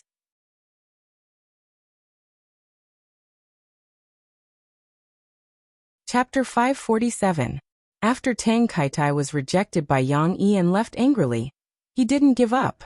He didn't know that Yang Yi was helping Thousand Miles Kawanshu with his lawsuit. He didn't know that Yang Yi was very clear about his character and some of his actions in the entertainment industry. The information collected by Huo Yang's lawyer was all about it. He only thought that Yang Yi had a problem with him because of Du Yuanlei. After all, Tang Kaitai only knew that Du Yuanlei's Love Alley was later adapted into Fairy Tale. The screenwriter of Fairy Tale was Yang Yi. So the only connection between him and Yang Yi was that he once quit acting in Love Alley. It must be this woman who sowed discord in front of Yang Yi. Tang Kaitai hated Du Yuanlei so much that he gnashed his teeth. However, if this was the case, Tang Kaitai felt that he still had a chance to fix Yang Yi's opinion of him. After all, in his opinion, the fat guy who chased after Du Yuanlei still acted as the protagonist of Fairy Tale. So Du Yuanlei and Yang Yi should have nothing to do with each other. When Mr. Tang finished his business and returned to Jiangcheng, he restarted his plan to get close to Yang Yi and ask Yang Yi to write songs for him. However, this time, Tang Kaitai didn't go to Yang Yi directly. Instead, he found an opportunity when Yang Yi wasn't around, and went to the corner coffee shop. Welcome. Ding Xiang, who was reading, heard the bell and quickly raised her head to greet him enthusiastically. However, she frowned before she could finish her sentence. Hello, beautiful. Tang Kaitai smiled brightly. With his fair skin, he was indeed handsome. Why are you here again? Ding Xiang didn't have a good impression of him. However, there were other customers in the coffee shop, so she couldn't be too mean to him. She could only frown and whisper. Our boss said that he won't work with you anymore. I'm not here to see him. Tang Kaitai sat on the high stool in front of the bar counter, seemingly inadvertently put a car key with a trident on the table, and then said to Ding Xiang with a smile, I'm here for you. Tang Kaitai didn't know Ding Xiang. He didn't know that in terms of age, Ding Xiang was his senior sister. Tang Kaitai thought that Ding Xiang was just an ordinary working girl, so he deliberately showed that he was rich in front of Ding Xiang. He wanted to get in touch with Ding Xiang and have Ding Xiang put in a good word for him, so that he could find an opportunity to rope in Yang Yi again. He didn't believe that with his father's position, there would be any celebrity who wouldn't want to curry favor with him. However, Tang Kaitai's little tricks had no effect on Ding Xiang. First of all, Ding Xiang had no idea what those things were. Car keys? The key to a luxury car was completely different from the key to a car at the level of Tyrant. Moreover, Ding Xiang did not recognize the logo of the car. How could she have the thought of staring at the cars on the street or reading car magazines all day long? So when she glanced at it, Ding Xiang thought it was just a pendant. Secondly, Ding Xiang knew that Tang Kaitai wasn't a good person. Ding Xiang was very clear about what he had done to Lu Xiaoshu and the others. Ding Xiang's frown deepened. However, she was still a waitress, and he was a guest. She didn't want to use a harsh tone, so she could only speak with a sense of distance and said, "If you want to drink coffee, please order." The car keys trick didn't work? However, Tang Kaitai didn't take it to heart. Instead, he changed his strategy. He leaned on the bar counter and looked at Ding Xiang affectionately. He said gently, "I'm not here for coffee. I'm here to look for you. I want to take a picture with you." It had to be said that Tang Kaitai was indeed good-looking. He was one of the more popular young men in the entertainment industry. Moreover, he was very good at dressing up and looked like a very gentlemanly Korean oppa. However, Ding Xiang still didn't put on a fake expression. She rejected him directly. "No, why? Why must I take a picture with you just because you want to take a picture with me?" Ding Xiang felt that this kind of aggressive way of picking up girls was very annoying. However, Tang Kaitai didn't see the disgust in Ding Xiang's eyes. He thought that Ding Xiang was asking why he suddenly wanted to take a picture with her. "I've been waiting for this sentence." Tang Kaitai was pleased with himself, but he still said to Ding Xiang affectionately, "Because after taking a picture with you, I can prove to my friends that there are indeed angels in this world." He had used this trick on some beautiful girls in bars before. It worked every time, and he easily got their phone numbers. However, Tang Kaitai didn't know that Ding Xiang wasn't an ordinary girl. Not only was she indifferent to Tang Kaitai's provocative words, she even took 2 steps back and exposed him. "I don't know what angels look like, but I know that they're definitely not like me. Their skin is so dark, and they're so ugly." "No, they're not. I think your skin color is very healthy, and in my eyes, you're very beautiful. No one can compare to your looks." Tang Kaitai even pretended to be emotional. "Who said that angels must be white? There can also be angels among us yellow people. An angel as beautiful as you." This conversation not only happened to be heard by Guizi, who was walking to the door, but it also attracted the attention of the other customers in the shop. However, they thought that it was just the shop's pretty waitress who was being hit on, so they secretly laughed in their seats. There weren't many people who were as straightforward as Tang Kaitai, but who asked Tang Kaitai to be so handsome? He was dressed like a celebrity. If he hit on the other female customers in the shop, he might succeed. "Don't shout, okay?" Ding Xiang was a little anxious. She said, "We still have to open for business. Please don't affect others. Anyway, it's just a job, and the boss isn't here. Why don't you come with me? I'll take you to eat Western food and buy clothes. Angels also need to dress up, and this uniform of yours is too much for your figure." Tang Kaitai even tried to stretch his hand out to hold Ding Xiang's hand as he spoke. "Hey, why are you so unreasonable? Are you trying to be a hooligan?" Ding Xiang couldn't bear it anymore. She wanted to pick up the book in the bar and throw it at Tang Kaitai's head. However, she was still a little worried. She was worried that it wouldn't be good if she made a big fuss with Tang Kaitai. After all, she also knew the identity of Tang Kaitai's father. She wasn't sure if it would affect Brother Yang. However, when Ding Xiang was still weighing the pros and cons, an angry shout came from behind Tang Kaitai. "Let go of Sister Ding Xiang." Ding Xiang was stunned. She raised her head and saw Guizi rushing out in a flustered and exasperated manner. Tang Kaitai also turned his head, but all he saw was a fist the size of a sandbag. Being fat also had its benefits. Guizi didn't have any skills, but his punch landed solidly on Tang Kaitai's eye. Tang Kaitai directly rolled off the high stool and onto the floor. However, it wasn't a big deal. It was just that there might be a black eye tomorrow. Tang Kaitai covered his eye and awkwardly got up. He glared at Guizi with his remaining eye and scolded in a flustered and exasperated manner. "Damn fatty, you dare to hit me?" Guizi usually didn't get angry with others, let alone hit people. He didn't know why he was suddenly so angry. When he saw Tang Kaitai flirting with Ding Xiang and his hand grabbing Ding Xiang's wrist, his head suddenly exploded. He pushed open the door and rushed over. After he finished hitting Tang Kaitai, his hand was still trembling. He didn't know if it was because he was nervous or because he was in pain. "So what if I hit you?" Guizi gritted his teeth and said. "You. Who told you to touch Sister Ding Xiang?" Guazi shouted. What about you? I hit you. I just wanted to say a few words to this waiter. Tang Kaitai clenched his fists, but he didn't dare to fight with Guazi. Guazi's size was obvious. After all, he was still young. When he was growing up, Guazi grew a lot taller this year. He was almost 175 meters tall. Who doesn't know your intentions?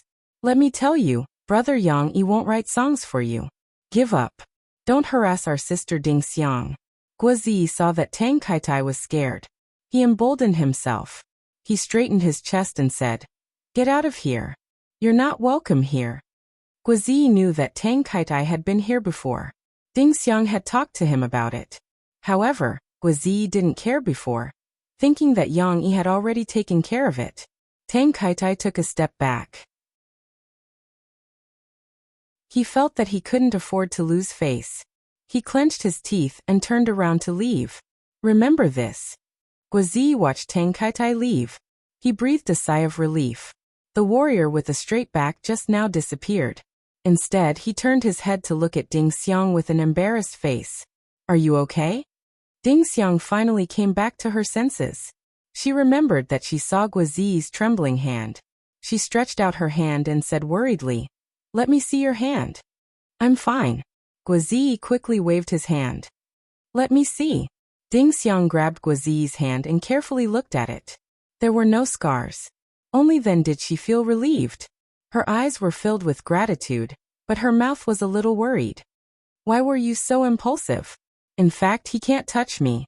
Moreover, you know that I'm quite strong. If I wasn't worried about the bad influence, I would have kicked him out. It's okay. That kind of person is asking for a beating. It's useless to beat him up. Guazi said with a smile. He returned to his previous appearance and bragged. Moreover, you didn't see it. He's just a paper paste. I hit him with a punch. You're showing off, Ding Xiang snappily said. If his father wasn't the director of Xiangnan Television Bureau, I would have kicked him out long ago. Do you think it would be your turn?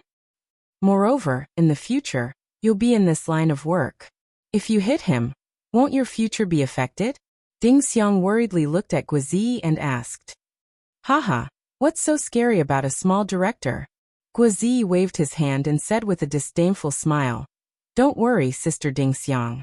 My family wants me to keep a low profile. I'm not like him, showing off who my father is. Humph, if we really want to compare family background, I'm not afraid of him.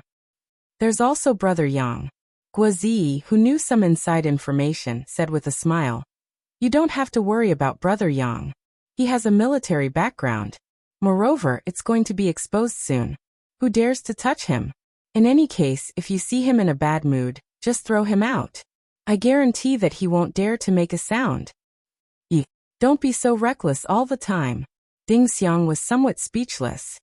By the way, Sister Ding Xiang, I just heard him say that you're an angel. An angel? Guazi thought of something and smiled at Ding Xiang. What do you want to say? Ding Xiang frowned and asked. How can there be such a black angel like you? TSK, how hypocritical can he be? Guazi joked.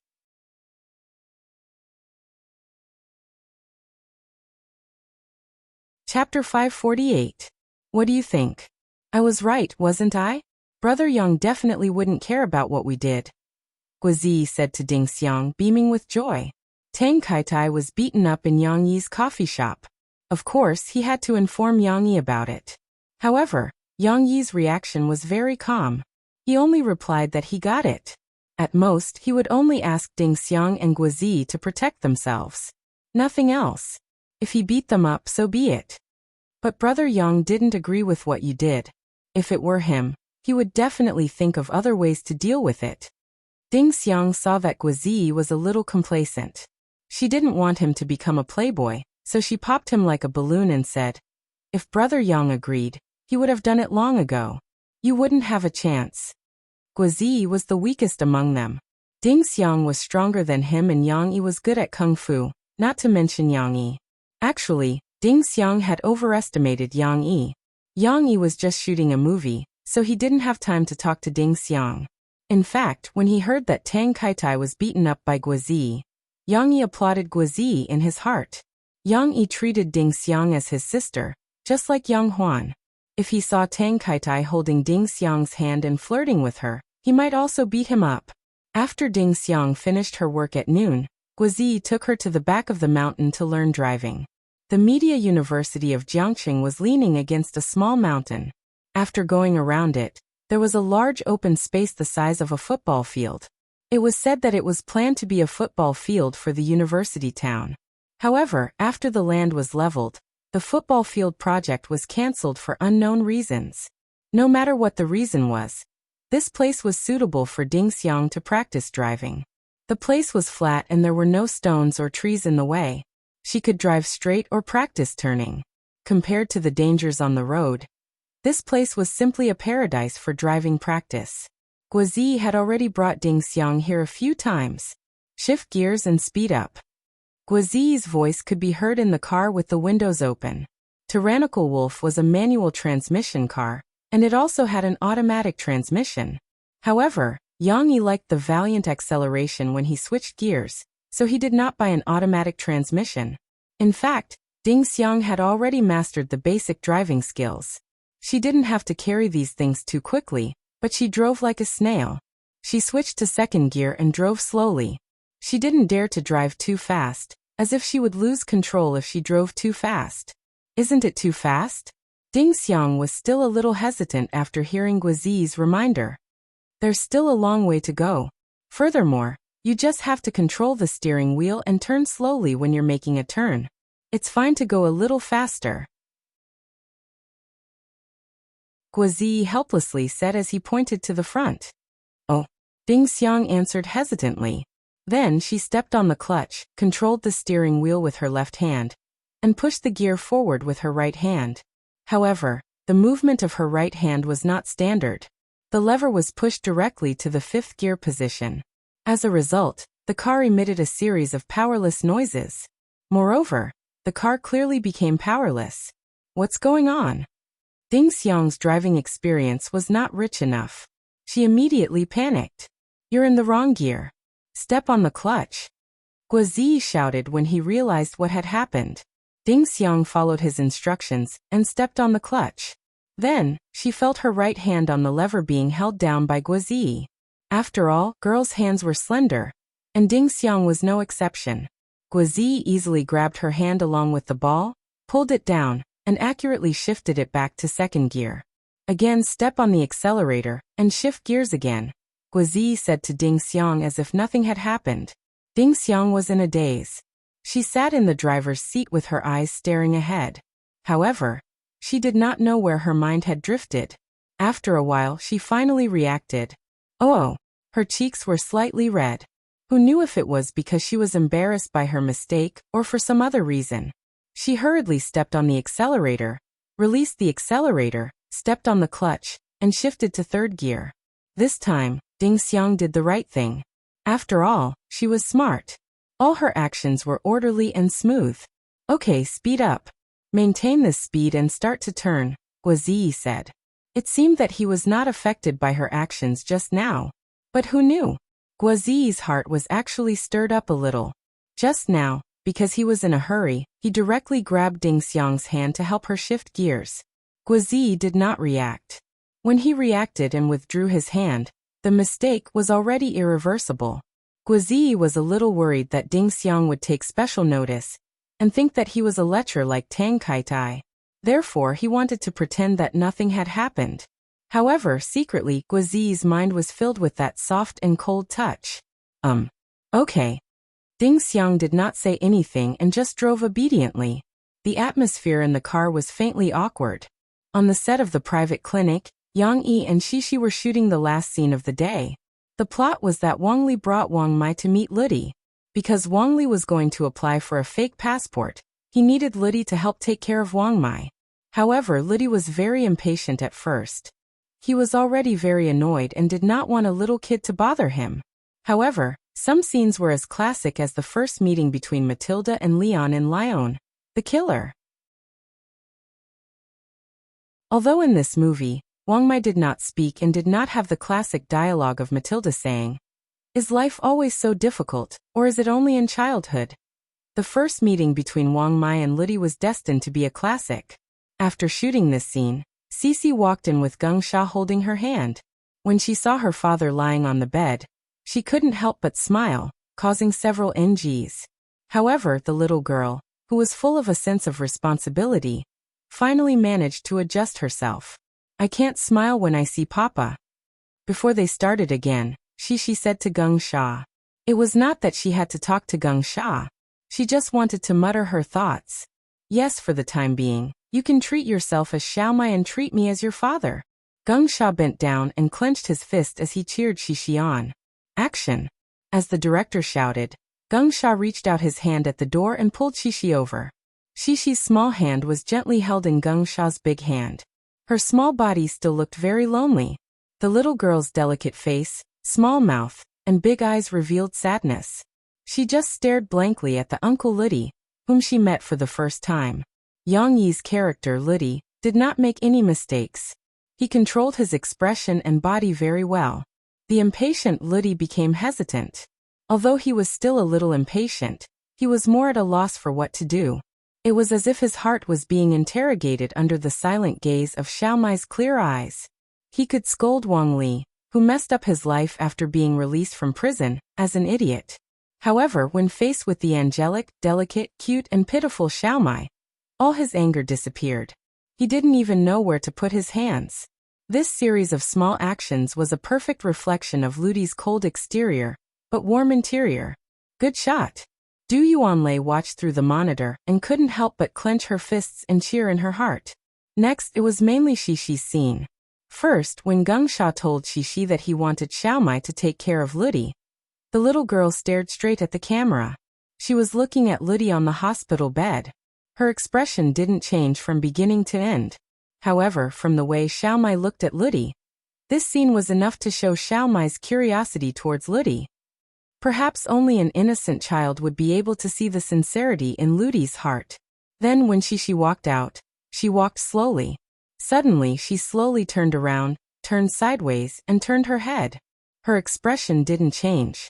She still looked at her father with those heart-wrenching eyes. Although this was required by the script, because Wang Li told Xiaomai that Ludi was sick and needed to be taken care of like a baby, Xiaomai seemed to pity Ludi even though she was autistic. This glance made Yang Yi very uncomfortable. It seemed like his heart had softened. After Shishi walked out of the room, Du Yuanlei finally waved her hand and excitedly clenched her fists. She said, "Good pass." The others were also relieved, laughing and applauding one after another. This scene was passed in one take. Shishi's performance in the camera was too good. Did you know? Sister didn't expect you to be so good. Especially at the end, your acting was so good. Sister didn't want you to stop looking at those little eyes. Du Yuanlei praised Shishi. Shishi didn't know if she was born like this, but she easily broke out of her acting state. The little girl was happy and embarrassed when she was praised by Teacher Du. She intertwined her little hands behind her back and stuck out her little tongue as she laughed. Uncle Geng said that I want to act as Xiaomai, so I can't treat my papa as my papa. Shishi even explained to the other party. Then I can't laugh. That's right. Although you smile very cute, you're still very beautiful when you're shooting a movie. Du Yuanlei also rubbed Shishi's soft hair lovingly. Shishi giggled and ran back to her parents' side. Naturally, she also received praise from her parents. The little girl's performance today was outstanding.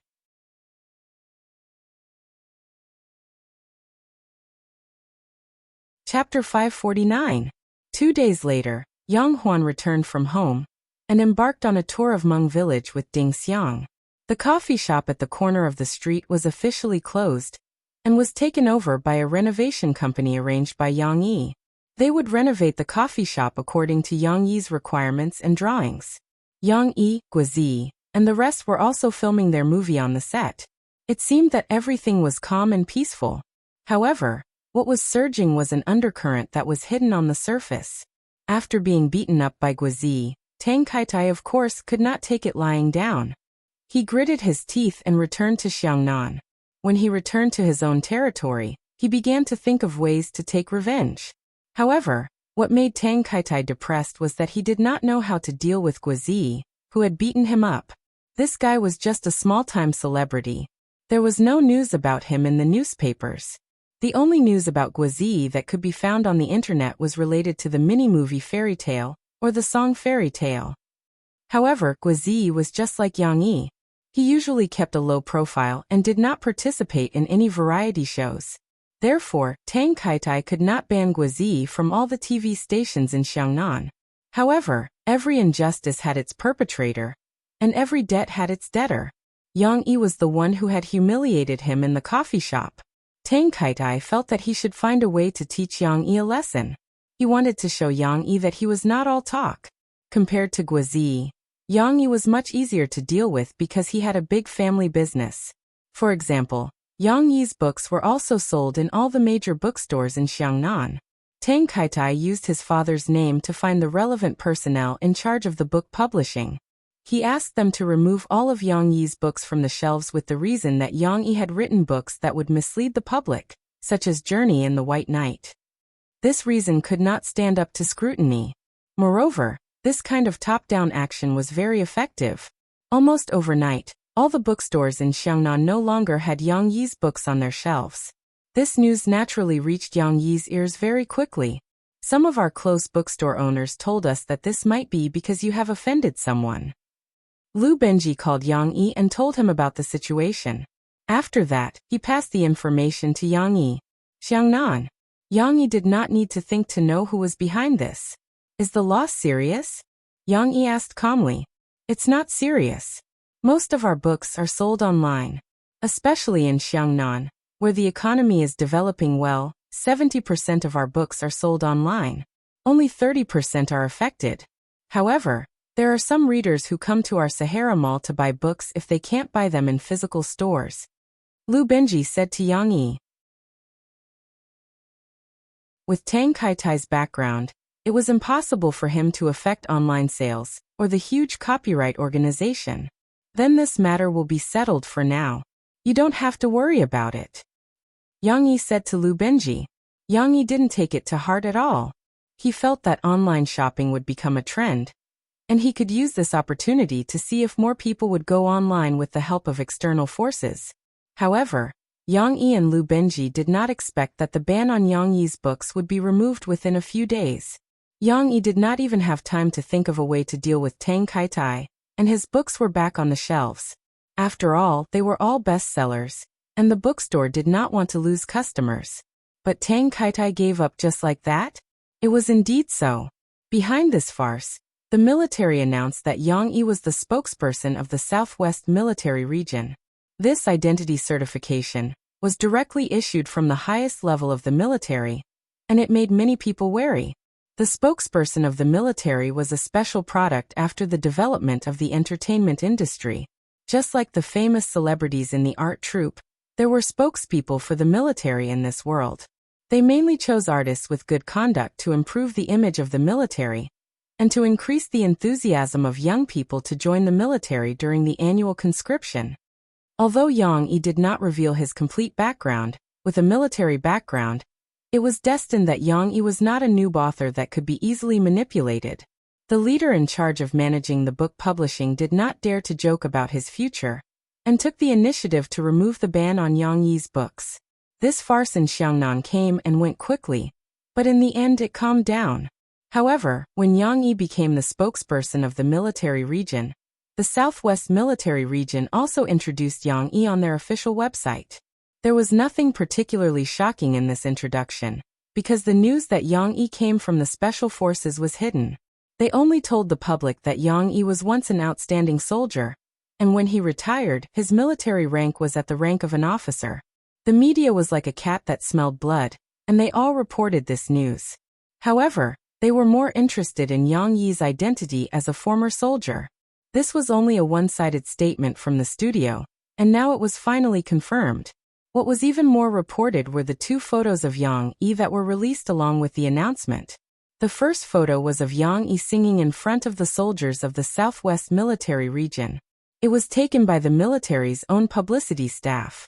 In the photo, Yang Yi was neatly dressed in military uniform, standing upright on the stage and singing. It had to be said that Yang Yi's spirit and temperament were raised a lot when he wore the military uniform. His originally tough and cold face suddenly became extraordinarily handsome. This also made the reporters praise him endlessly, saying that Yang Yi did indeed have the characteristics of a soldier. The second photo made the reporters and fans even more crazy. It was an old photo. The photo was a little yellowed. At that time, there were no digital photos that could be stored for a long time. The photo could be traced back to many years ago. At that time, Yang Yi had yet to enter Wolf Warriors. He was just an ordinary soldier in the razor-sharp platoon, which was known as half a special forces unit. In the photo, Yang Yi's face was painted in camouflage. He was lying on the ground with a rifle and shooting live bullets. Although the camouflage made it impossible to see Yang Yi's skin color, one could still vaguely see that Yang Yi's face was young and inexperienced at that time. However, when Yang Yi was young, he was serious in speech and manner. His large eyes were slightly narrowed like an eagle, watching his target. His entire body exuded a fierce aura. Those who were familiar with the current Yang Yi would feel that he was a stranger. However, this was a photo from more than 10 years ago. The younger version of Yang Yi still made the fans explode on micro-broadcasting. Is he that cool? Now I know that Yang Yi is a good family man. I didn't expect him to have such a cool side to him as a former soldier. He's good at both the hall and the kitchen. Our Murphy has indeed married a good man. Looking at Yang Yi's military photo, I finally understand how soldiers' assault could make an ordinary story so moving. How could an ordinary character be written so vividly? It turns out that Yang Yi really did experience it. He really was a soldier. Looking at these photos of Yang Yi and listening to Yang Yi's military songs, I can also understand that Yang Yi's songs are not for nothing. I give a thumbs up to the dedication of a soldier. Although Yang Yi had no intention of becoming a celebrity, with the announcement of his military identity, Yang Yi received more and more attention. Just like his micro-broadcasting Shishi's Family Chef, the number of fans under his name gradually exceeded 5 million. He was almost catching up to Murphy.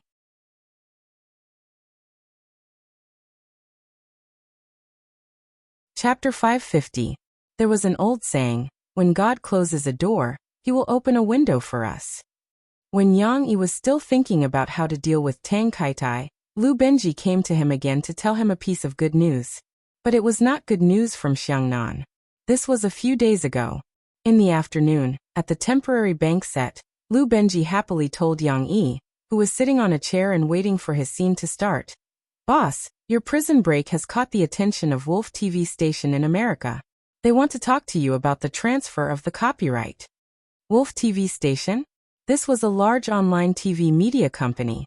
It was similar to HBO and Fengyu's previous life. Their parent company was more powerful.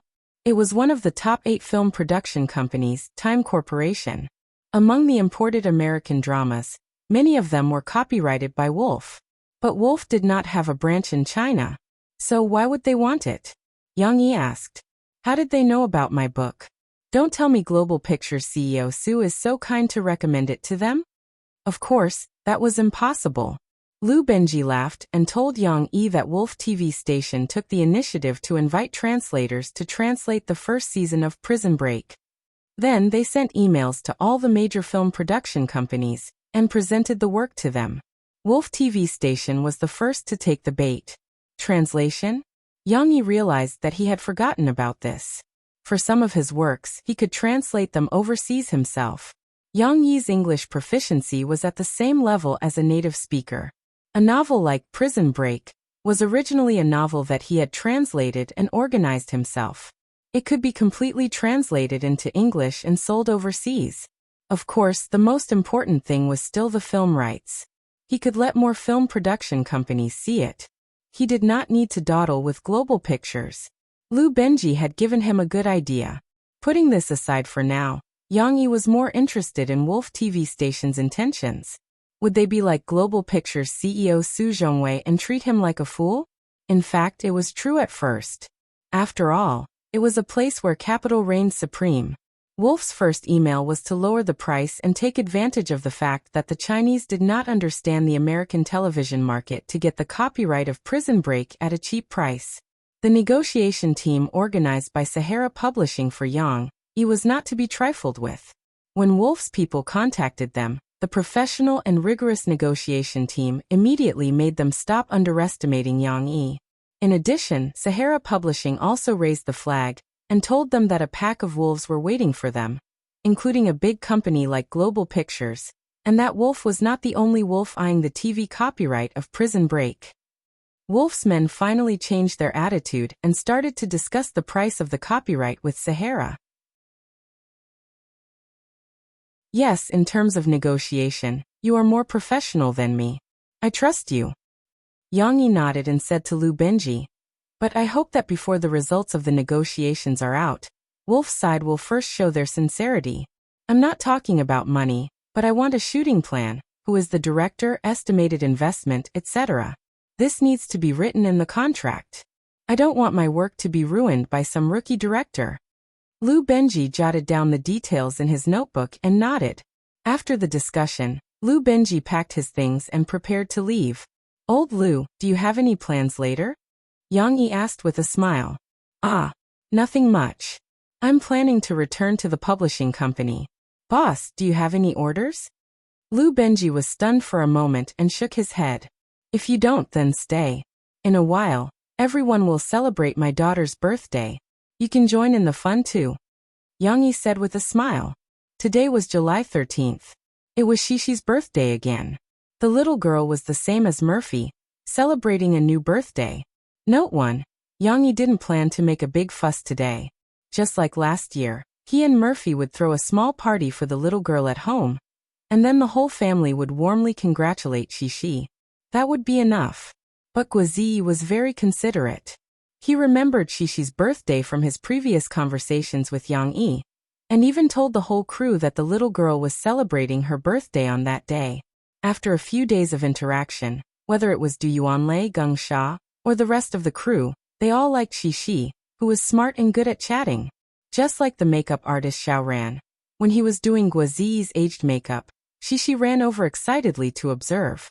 As she watched, she asked Xiao Ran some strange questions with admiration. Not only did Xiao Ran not feel annoyed, as a senior makeup artist, he actually found a long-lost sense of accomplishment with Shishi. The little girl's big curious eyes made Xiao Ran feel that every stroke of her eyebrows was as great as the Genesis. If it weren't for Shishi being too young, he would have taught her everything. There was also the veteran actor who played the role of a veterinarian, Professor Xiang Jianglei. The old man especially doted on this little girl. After he finished filming his scenes, he stayed and volunteered to be Shishi's acting teacher, guiding Shishi's later performances. Under his guidance, Shishi's acting became better and better, and his fluffy white hair became thinner and thinner as Shishi played with it. After the news of Shishi's birthday spread, the whole crew unanimously decided to give Shishi a big surprise. Everyone would celebrate her birthday together. This plan was decided 2 days ago, and it had been carried out secretly. Even Yang Yi and Murphy participated in keeping it a secret, so Shishi didn't know at all. However, there was a problem. Shishi didn't come today, because the scene was a bank robbery scene, and the little girl didn't have a part in it. This was the shooting plan that had been made before. The rented venue couldn't be delayed, so the shooting could only be carried out according to the plan. Of course, the problem was easy to solve. Murphy took Shishi and sat in the car driven by Lance Haokai's bodyguard, along with Miss Lan Xian, who came to join in the fun. In the afternoon, when the sun was not so hot, they came to the set to visit Yang Yi, who was filming. This excuse was good, and it completely fooled Shishi, who didn't have any doubts. Then the little girl came. Uncle Lee, I came with Mom to see my papa. My papa is shooting a movie inside. It's not Uncle Geng. Yang Yi is my real papa. And this is my good friend Xian Air. She also came to see my papa. Can you let us in? Please, don't refuse to let Xian Air in, okay? Shishi's clear and pleasant voice came from afar. After a few days of getting along, Shishi had become familiar with everyone in the crew, including the security guard who maintained the order on the set and prevented outsiders from sneaking in. Murphy also intended to train Shishi's ability to organize her words, so that she could greet the security guard Uncle Lee.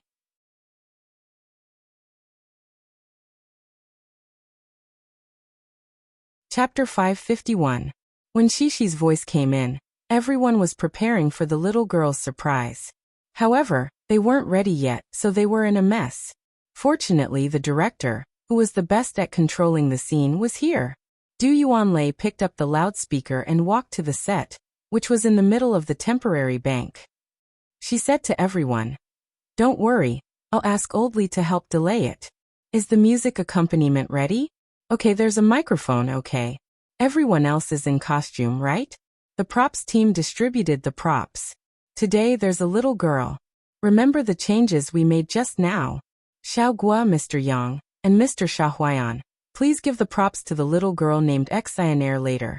Under her arrangement, the set slowly became orderly. Everyone was preparing in an orderly manner. Even Wang Chao and the others had set up the camera and set up the rail car. Outside the set, Shishi was dealing with the security guard, Uncle Li. "Is she really your good friend? What's her full name?" In order to stall for time, Uncle Li tried his best to add scenes for himself. He held a small notebook and pretended to take notes. "Her name is Xianair. Her full name? Xianair's name is Lan Xian." Cece really thought that the security guard, Uncle Li, was doing his job to protect everyone, so she said honestly. Lan Xian held Shishi's hand and followed her. She also looked serious and said in a low voice, "But everyone calls me Xianair." "Yes, Xianair.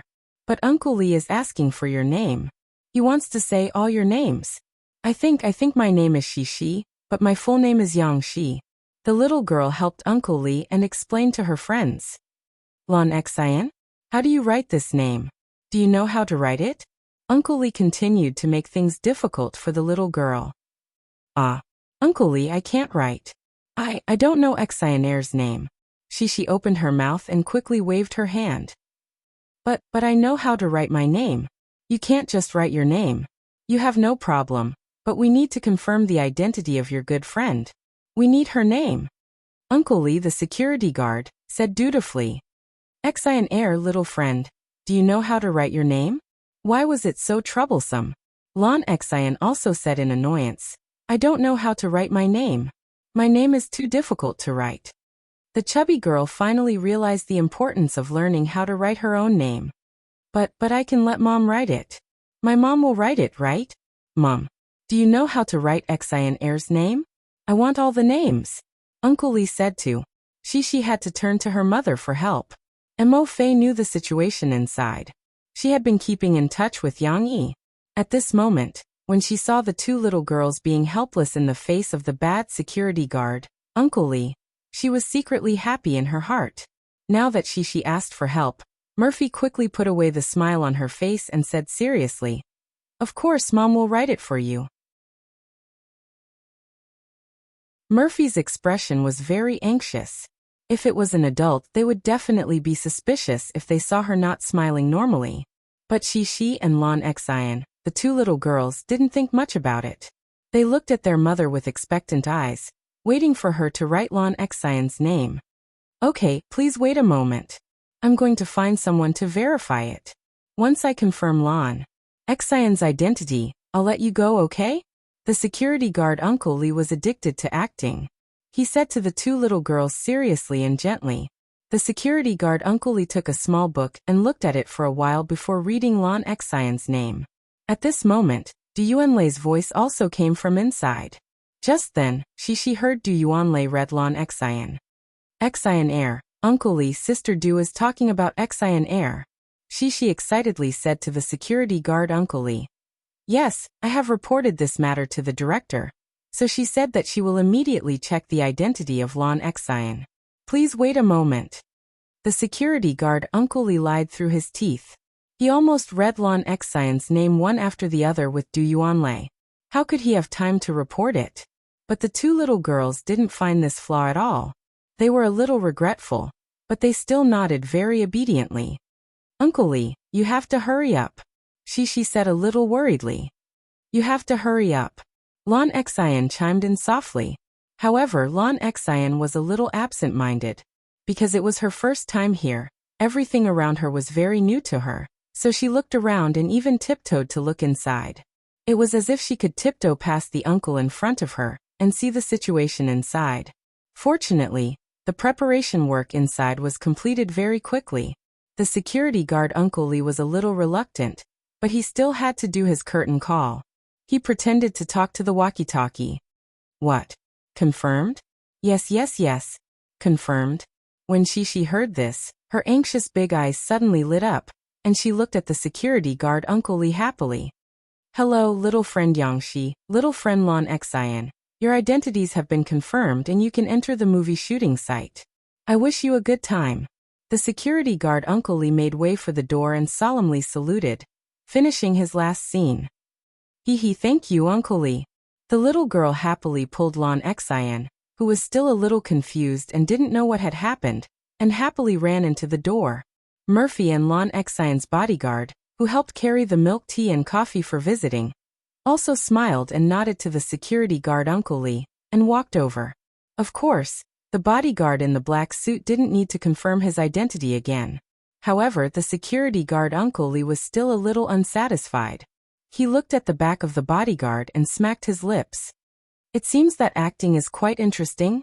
No one knew that the security guard Uncle Lee, who was just over 40 years old, had been a security guard for many years. He had never been successful, but this time, his heart, which had been silent for many years, was active. After The Fugitive finished filming, Uncle Lee, who had made up his mind to go out and make a breakthrough, quit his job as a security guard and resolutely threw himself into the Beijing film and television base, becoming a professional cameo who still had no name but enjoyed it. However, it was a pity that in his future cameo career, Uncle Lee would no longer be able to have so many lines and scenes. Shishi pulled her little friend and happily ran in to look for her father. However, as soon as she entered the set, the little girl was stunned. Had she entered a fairy tale world? Although the set was still configured like a bank, almost everyone was wearing props like a fairy tale character. For example, Uncle Gengxia was dressed like Jack in the fairy tale Jack in the Beanstalk that her father told her. A pointy hat, a farmer's waistcoat, and a pair of raised boots. Wow! Lon Xian couldn't help but cry out when she saw this scene.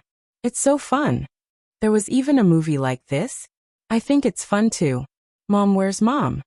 Shishi looked for a while, and felt that it was a little unreal.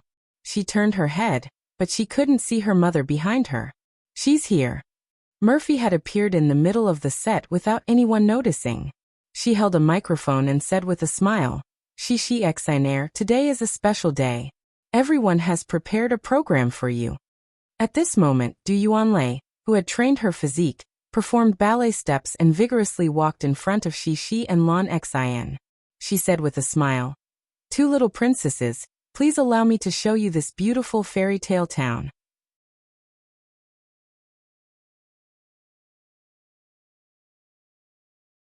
Chapter 552. Shishi and Lon Xian were a little confused by the liveliness of the scene. Everyone was wearing costumes and dressed up as cartoon characters. Although there were no costumes on TV or in reality, everyone was dressed up with the characteristics of the characters. It was more consistent with the stories that Yang Yi told Shishi and the comics that he drew. Like a wolf head, a duck head, a tiger head, and Uncle Gengxia, they were dressed like ancient farmers. Shishi turned her head, and could see that her father had a long nose. That was Pinocchio. Shishi recognized him at a glance. The sound system on the set started to play. First, it was the sound of the clockwork. The sound was very clear, and at first it was a little confusing. This was the accompaniment that Yang Yi had prepared early. He originally planned to sing this song for Shishi on her birthday. Murphy and he had already learned this song in the studio before Shishi was on vacation. However, Yang Yi didn't think of doing so many tricks. The day before yesterday, Guizi revealed the secret of heaven, and everyone was angry. They wanted to celebrate Shishi's birthday, so he came up with this idea. After the clockwork was tightened, it was as if a music box had been activated. There was a long and mellow whistle from the sound system. Accompanied by the gentle strumming of the guitar, the music opened the prelude to this dream journey. Du Yuanlei held the small hands of Shishi, who hadn't recovered yet, and Lon Xian, who was in a daze. She smiled and jumped, leading them forward. Standing in the middle, holding the microphone, Murphy sang softly, I heard that Snow White is running away, and Little Red Riding Hood is worried about the big bad wolf. Mo Fei's singing skills had already reached the level of perfection. With a smile on her face, she hummed softly with a nasal voice. The deep love contained in the song was intoxicating. It was so beautiful. She deserved to be Murphy. The people who participated in this event couldn't help but look at Murphy in the venue. Usually she didn't show off. She sat quietly on the side and watched Xixi and Yang Yi act. People didn't even remember that she was a big singer. Now she finally opened her mouth. Sure enough, Murphy was still Murphy. At this time the protagonist was Xixi. Xixi followed Sister Du step by step. The cartoon characters in front of her eyes were driven by the lyrics. I heard that the Mad Hatter likes Alice, and the ugly duckling will become a white swan. I heard that Peter Pan is not old, but he has a harp and magic. Xixi saw Brother Zhu Liang, who was wearing a tall hat, had a thick layer of powder on his face, and had red eyes. He was like a clown, making faces at her. At the same time, a certain actor wearing an ugly duckling mask was also doing the action of spreading his wings and flying high. Also, when the song reached the part of Jack, Gung Sha, who played Jack, reacted slowly.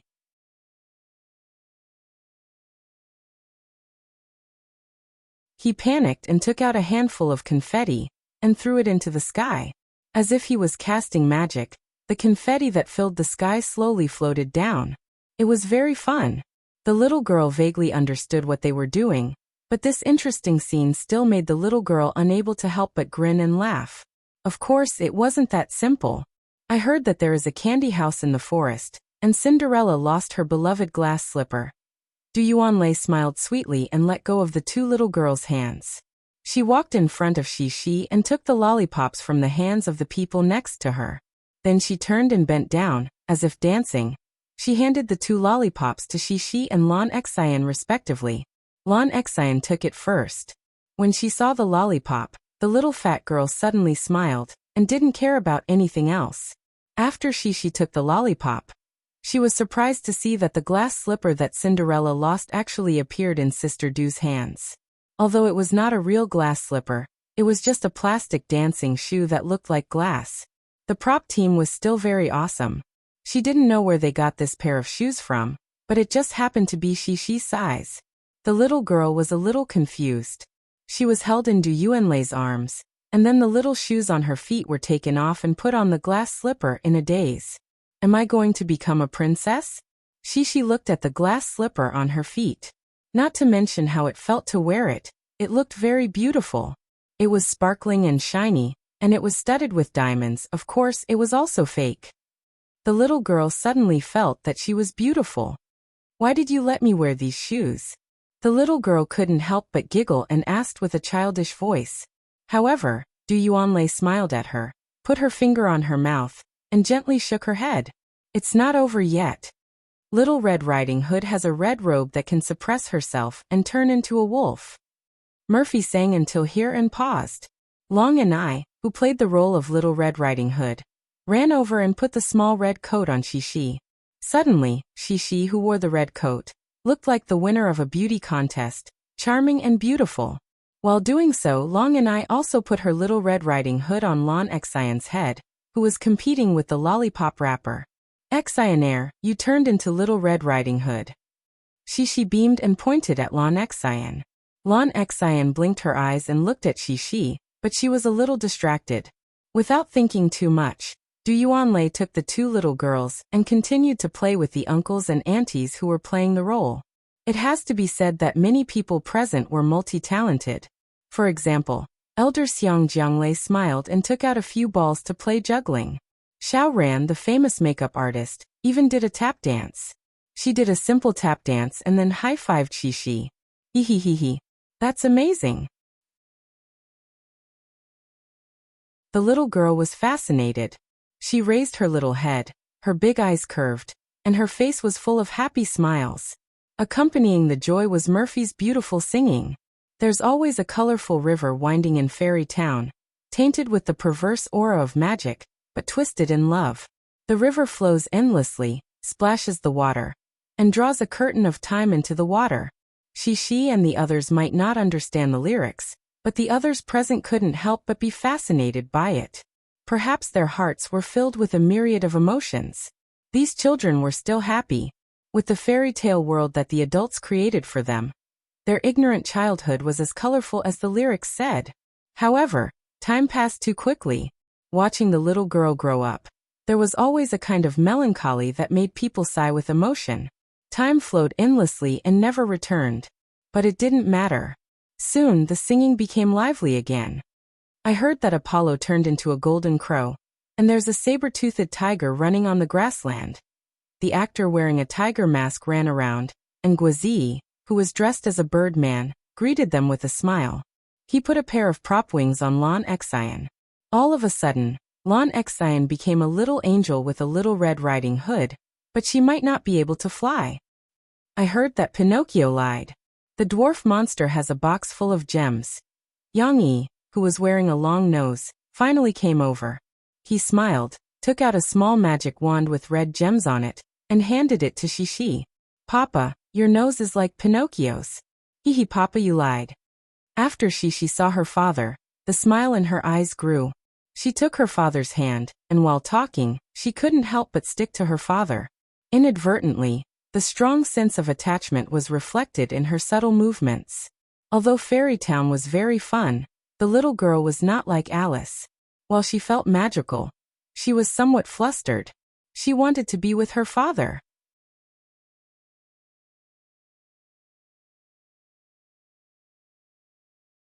Chapter 553. The little girl grabbed his hand. In order not to delay the upcoming performance, Yang Yi had to take over Du Yuanlei's job. He smiled as he took the princess crown from teacher Xia Huayan and put it on Shishi's head. Then, am I a princess now? Shishi reached out and touched the crown on her head. She was overjoyed as she held her father's hand and said, with her father by her side, she didn't have to be frightened by these strange performances. She could devote herself to the performance and enjoy the happiness that she deserved. At this time, her smile was the brightest. Hearing Shishi's words, Yang Yi smiled and said, of course you've become a princess. Today is your birthday, so you can become a princess. The little girl was wearing a red robe, a magic staff inlaid with rubies in her right hand, and a pair of sparkling crystal dancing shoes on her feet. She really did look like a little princess. Murphy didn't stop. She continued to sing, and Shishi followed her father and continued to tour the grand party. The little mermaid smears the sunlight into eyeshadow and throws herself into the bubble's embrace. Old Master Xiang, who had just performed, took out a new toy. Like pulling out a sword, he pulled out a bubble stick.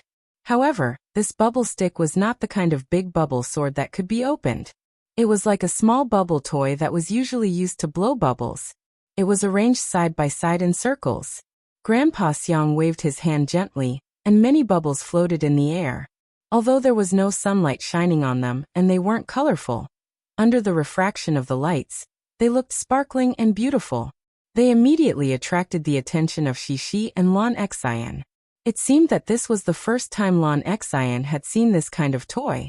She opened her small mouth and forgot to eat her lollipop.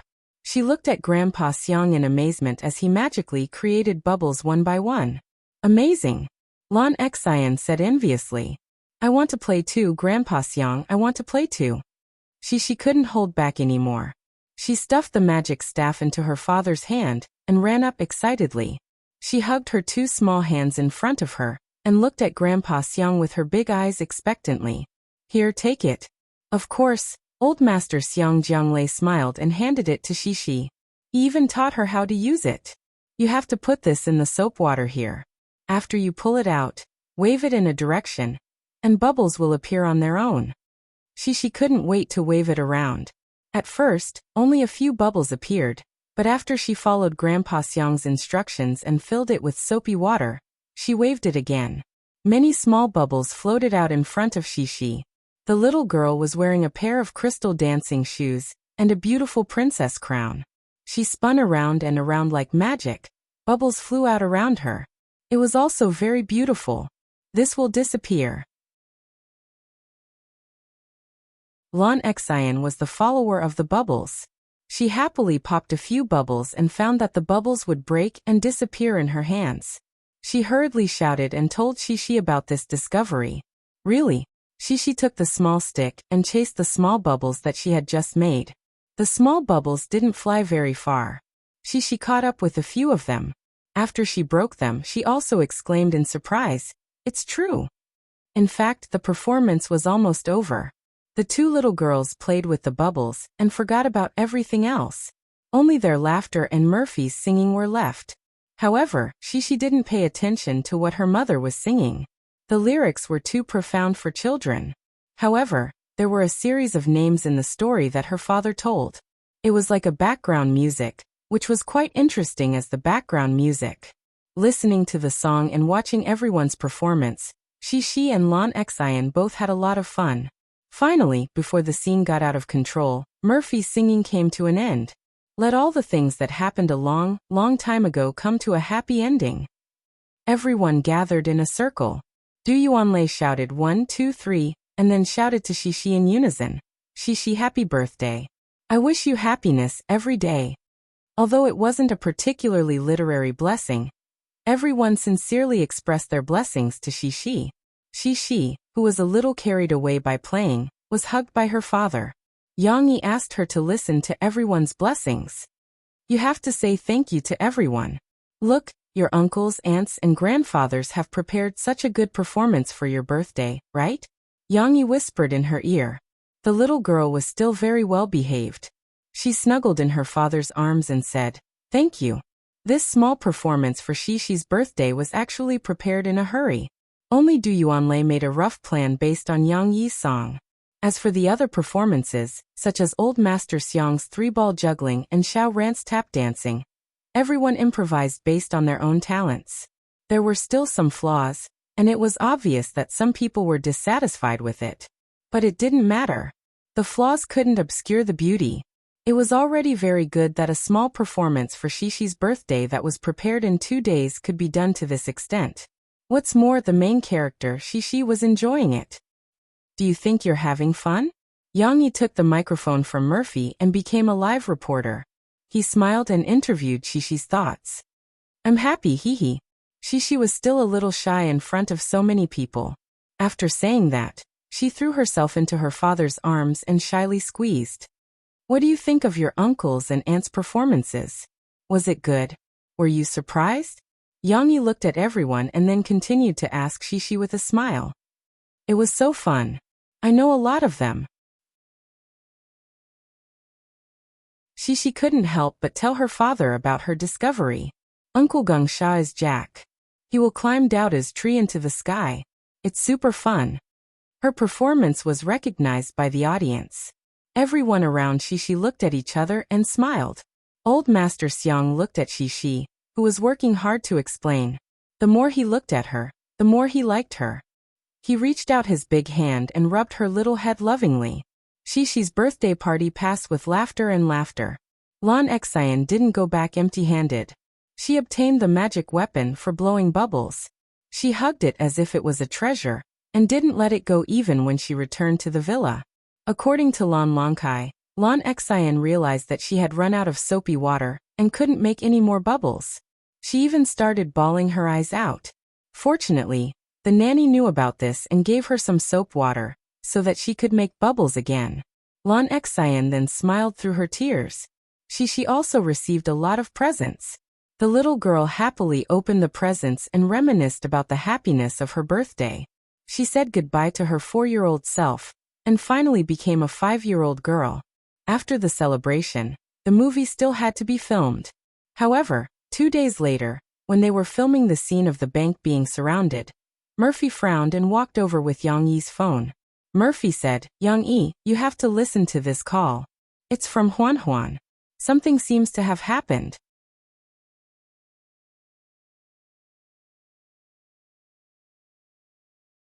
Chapter 554. 2 days ago, Yang Huan, who had just returned from her hometown and started her risky graduation trip with Ding Xiang, came to the mountains of Xiangxi. To be precise, Ding Xiang's hometown was a remote mountain in Tush Village, Yinya County, Mata City, Xiangxi Province. It was a tough trip to her home. Yang Huan and Ding Xiang first took the train to the city, then took a 5-hour bus ride to Yinya County. Because of the twists and turns on the mountain road, it was very difficult to travel on the national highway. When they arrived at Yinya County, Ding Xiang told Yang Huan that she used to walk back slowly when she was still studying. But now, there was a road that led to Tush village. Ding Xiang and Yang Huan took a three-wheeled bus, which was a large compartment connected to a motorbike, and arrived at Tush village. The passenger car was still open, and it ate dust and dirt along the way. The two girls were covered in dust and dirt. But fortunately, Yang Huan could accept it. She came from a village, and this was her normal situation. Therefore, she joked with Ding Xiang, "Sister Ding Xiang, I realize that although our hometown is also a village, there are some differences. My hometown is in the basin, but yours is in the mountains." After arriving at Tush village, Ding Xiang and Yang Huan found a small hotel to stay in because night had fallen. They rested for the night, had breakfast the next morning, bought some buns, and continued their journey. The rest of the journey was a big challenge for Yang Huan. She had to walk with Ding Xiang on the steep mountain road. They crossed 3 mountains and arrived at the foot of Ding Xiang's Miao Stockade village after noon. They still had to climb up the stone stairs that were as dangerous as a stairway to heaven. Although the scenery along the way was beautiful, and the higher they climbed, the more they could see through the gaps of the forest and see the verdant mountains in the distance. However, Yang Huan was not in the mood to look around. She only wanted to reach Ding Xiang's home as soon as possible and have a good rest. After 2 days and 1 night, Yang Huan and Ding Xiang finally arrived home when the sun was about to set, and the sun was about to set. There was nothing particularly surprising about it. It was a poor and underdeveloped village with old buildings. Other than the wooden structures, everything else was similar to the poor and shabby Wadaiku village in Yang Huan's memory when he was very young. Of course, Wadaiku village was much better now. Even without Yang Yi, the villagers lived in brick houses. With Yang Yi, they were moving toward a happy and well-off life. However, the people of Baiyao Stronghold were still very enthusiastic. When they saw Ding Xiang and Yang Huan, they all greeted them in Miao language. Some of the children in the stronghold also ran up to Yang Huan and looked at her curiously. Their bright black eyes still had the liveliness of their age. "Hello." Although Yang Huan was very tired, she still happily took out some candies from her backpack and gave them to the children. She learned it from her brother. Every time Yang Yi returned to his hometown, he would bring candy to the children in the village. "Uncle and Grandma asked me where you are from. I told them that you are my classmate and that you are here to play. They were very happy and said that you are welcome." Ding Xiang helped Yang Huan translate the Miao language. "Thank you. Thank you, uncles, aunts, grandpas, and grannies." Yang Huan quickly replied and nodded gratefully. The villagers of Miao village continued talking enthusiastically. Ding Xiang translated. "Everyone said that they didn't prepare anything because they didn't tell you in advance. It's too rude. Then they invited you to their house for dinner and killed a chicken to welcome you." So enthusiastic. Yang Huan was flattered. However, if everyone wanted to invite her to their house for dinner, how could she be in 2 places at the same time? "Why don't we forget about it? I think everyone has a hard life. It's not easy to raise chickens and ducks. I'll go to your house and eat something simple." Yang Huan calmed down. She had been through hard times, so she was considerate. Ding Xiang thought so too. However, the enthusiasm of the uncles and grannies was a tradition in their village, so she was too embarrassed to remind Yang Huan. Now that Yang Huan had tactfully declined, Ding Xiang helped Yang Huan organize the words to persuade the villagers. Back at Ding Xiang's house, Yang Huan met Ding Xiang's granny. After recovering, the granny was still in good health. Although her back was hunched and her ears were not as good, she still planted vegetables and raised chickens in the small field behind the village. She was self-sufficient and tried not to trouble others. Ding Xiang's granny also talked a lot with Yang Huan. Even Ding Xiang could not understand some of the words and could not translate them. After sitting with the granny for a while, Ding Xiang was busy preparing dinner. She and Yang Huan only had a few buns in the afternoon and were already hungry. "I can't make a call. There's no signal in the mountain." Sister Ding Xiang, let me help you." Yang Huan took out her phone and wanted to inform Yang Yi that she was safe. When she saw Ding Xiang cooking, she wanted to help. Ding Xiang could not persuade her. You've been climbing the mountain for a day. You must be tired. You should take a rest. Ding Xiang's pot was taken away by Yang Huan, so she had to use a wooden basin to wash the vegetables. If you want to make a call, you have to go back to the village. There's no signal tower here. I forgot to tell you. It's okay. We'll talk about it tomorrow. I was tired when I climbed up, but after seeing so many enthusiastic villagers, I don't feel tired anymore. Yang Huan smiled and said while washing the rice, Sister Ding Xiang, your physical fitness is better than mine. I've been practicing martial arts since I was young, but my physical fitness is not as good as yours. After climbing the mountain for a day, you're still not tired. I'm used to it. Yang Huan chatted with Ding Xiang. But then again, the situation in your hometown is worse than I thought. I used to think that our hometown was very poor because it was so remote. But I didn't expect that your hometown was even poorer than when we were at our poorest. At least there were roads in our hometown, but on this mountain, there's no possibility of building roads at all. Ding Xiang sighed softly and said, Yes, I used to think that after I studied, I would be able to find a way to let the villagers in the village live a good life. But now, Ding Xiang couldn't continue. The frustrated expression on her face said it all. You can't change anything. You can only go out. Yang Huan said softly as she thought of her experience after leaving the village. Ding Xiang smiled and said, Yes, but it's hard to change the minds of the older generation. We can only place our hopes on the younger generation. I also hope that my brothers and sisters will have the chance to go out of the mountain and see the outside world like me. Studying. Studying is the best way to change one's fate. Yang Huan was not the same as she was half a year ago. With more experience, Yang Huan had a deeper understanding of how studying could change one's fate. We used to have a school in the mountain. It was built by an old grandpa who passed away a long time ago. Later, the village sent us a private teacher named Tao Shuping. I learned how to read and count from Grandpa Tao. Grandpa Tao didn't know English, but he was really responsible and taught us the basic knowledge patiently. Until one day, Grandpa Tao told me that Ding Xiang should go back to the village to study in middle school. That way you can learn more. Ding Xiang seemed to be reminiscing as she told Yang Huan about the past. With Grandpa Tao's help, Ding Xiang walked out of the village. However, when she was in high school, Grandpa Tao's health deteriorated and he passed away. Nevertheless, he still left some money for her to finish high school. Ding Xiang had to work and save up for the rest of the journey. She slowly made her way out by herself. What happened next? What happened to the school after Grandpa Tao passed away? Yang Huan asked, wiping the tears from the corner of her eyes. Her eyes were brimming with tears. After Grandpa Tao left, the school was once again abandoned. Although a few civilian teachers came one after another, not all of them had the same selfless dedication as Grandpa Tao. All of them were frightened by the hardships of White Potion Stronghold. The longest one stayed there for 2 weeks before all of them ran away. Ding Xiang wanted to finish high school and come back to teach, but the uncles and grandmas in the village didn't agree.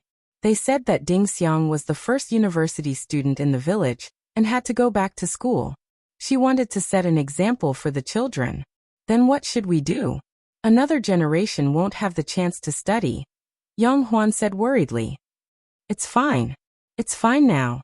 Ding Xiang smiled. Last winter, when Ding Xiang returned home, not only did she bring her grandmother down the mountain to see a doctor, but she also went to the village and found a solution to the lack of teachers willing to come to the village to teach the children. She personally paid for the private teachers and used money to keep them. She even hired 2 teachers to take turns teaching on the mountain. This solved the problem of not being able to reunite with their families for years on the mountain. Yang Huan was shocked when she heard Ding Xiang's story. No wonder. Sister Ding Xiang, I was wondering why you were so reluctant to spend money. Yang Huan looked at Ding Xiang and said touched. That's right, everything makes sense now. Previously, Yang Huan and Guizi had been wondering why Ding Xiang was reluctant to spend the high salary that Yang Yi gave her. She couldn't even afford to buy herself a new set of clothes. She usually wore the same old clothes. Yang Huan was different. Although she didn't spend lavishly, She wasn't as poor as before after her family's situation improved. She was willing to spend the money she needed. Usually, when she asked Ding Xiang to go shopping for clothes, Ding Xiang would always reject her. She even took out the clothes that Mo Fei gave her before and said to Yang Huan, "I have so many new clothes that I can't even wear them all." That's right. Guozi once suggested to Ding Xiang that she get a loan to buy a house in Jiangcheng. It was a profitable investment, but Ding Xiang didn't agree to it. It turned out that all the money she saved was used here.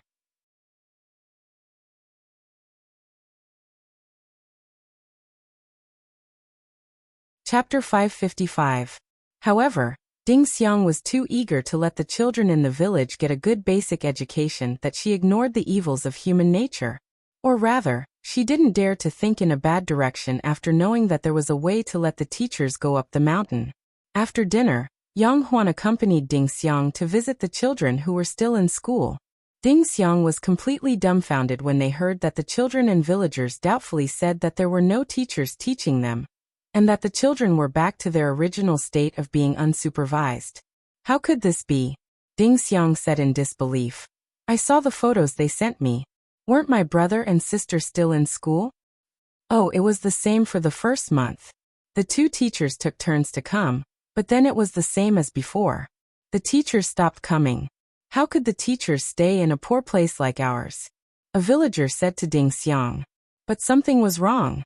Last month, when Ding Xiang called the village, why did the village education unit official tell Ding Xiang that the children were doing well, and had improved a little compared to before? It was worth mentioning that Ding Xiang had decided to fork out her own money to increase her teacher's allowance. She did not tell the elders in the stronghold about it, because she knew that if she did, the simple villagers in the stronghold would not be willing to make so many sacrifices for her. That was also why Ding Xiang hadn't been informed by anyone in the village for half a year without a teacher. Wait, you still gave them the money? Sister Ding Xiang. I remember you said that you send money to the village every month? On the way back, Yang Huan stared at Ding Xiang, who was in a daze, and asked. Ding Xiang's expression was bleak as she gently nodded. Oh, I know. It must be those corrupt officials in your village who took the money. Yang Huan immediately patted the wooden wall and said anxiously, Sister Ding Xiang, I've heard about this many times. It was the same in our county. Because we were poor and the country helped the poor, there was no way for the money to be given to us farmers. It was all taken by those officials. Yang Huan almost guessed the truth. Tush village was even poorer than Jui town. The 4,000 yuan that Ding Xiang sent back every month, after deducting the necessary living expenses and school fees, was almost equal to the salary of several civil servants in such a poor place. It was definitely a huge sum of money. This sum of money was placed in front of these officials who were afraid of poverty. How could they not be tempted? What's more, the teachers of White Yao Stronghold would run away one after another, but that position was still allocated by the government. It was just like the donkey in Donkey Gets Water. The teachers who ran away would still receive a monthly stipend, but who would receive it? The answer had been obvious for a long time. It could be said that even if Ding Xiang did not give the money, no teachers would come to White Yao Stronghold. This was because the money was easy to take. And now Ding Xiang had foolishly transferred money over. With such a huge sum of money, would the greedy people let go of this money because of their conscience? How could this be? Therefore, the people from the education unit made use of the fact that Baiyao Stronghold was unable to communicate with each other, and set up a plan to deceive everyone. In the beginning, they did hire 2 private teachers to go up the mountain to teach the children, and all the photos were taken in advance.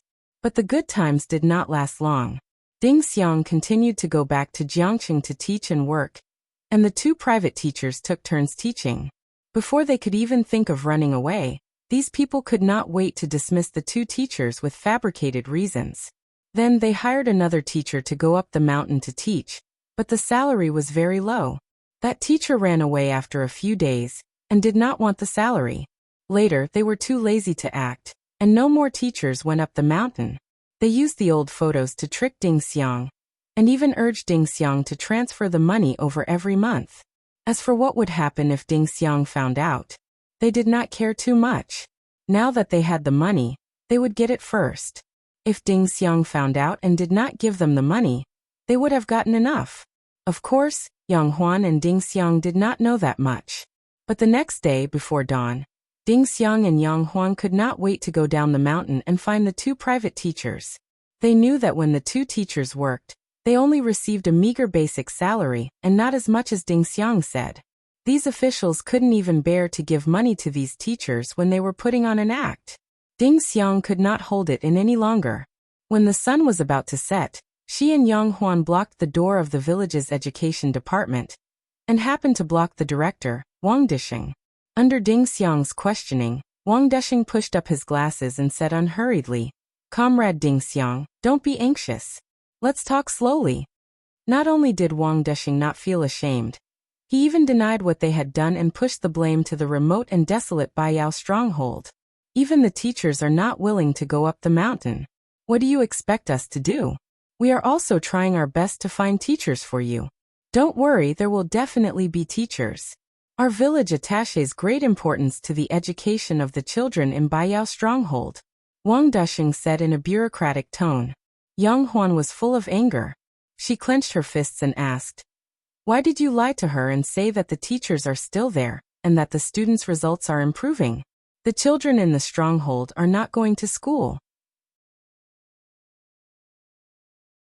Comrade, don't talk nonsense if you don't understand.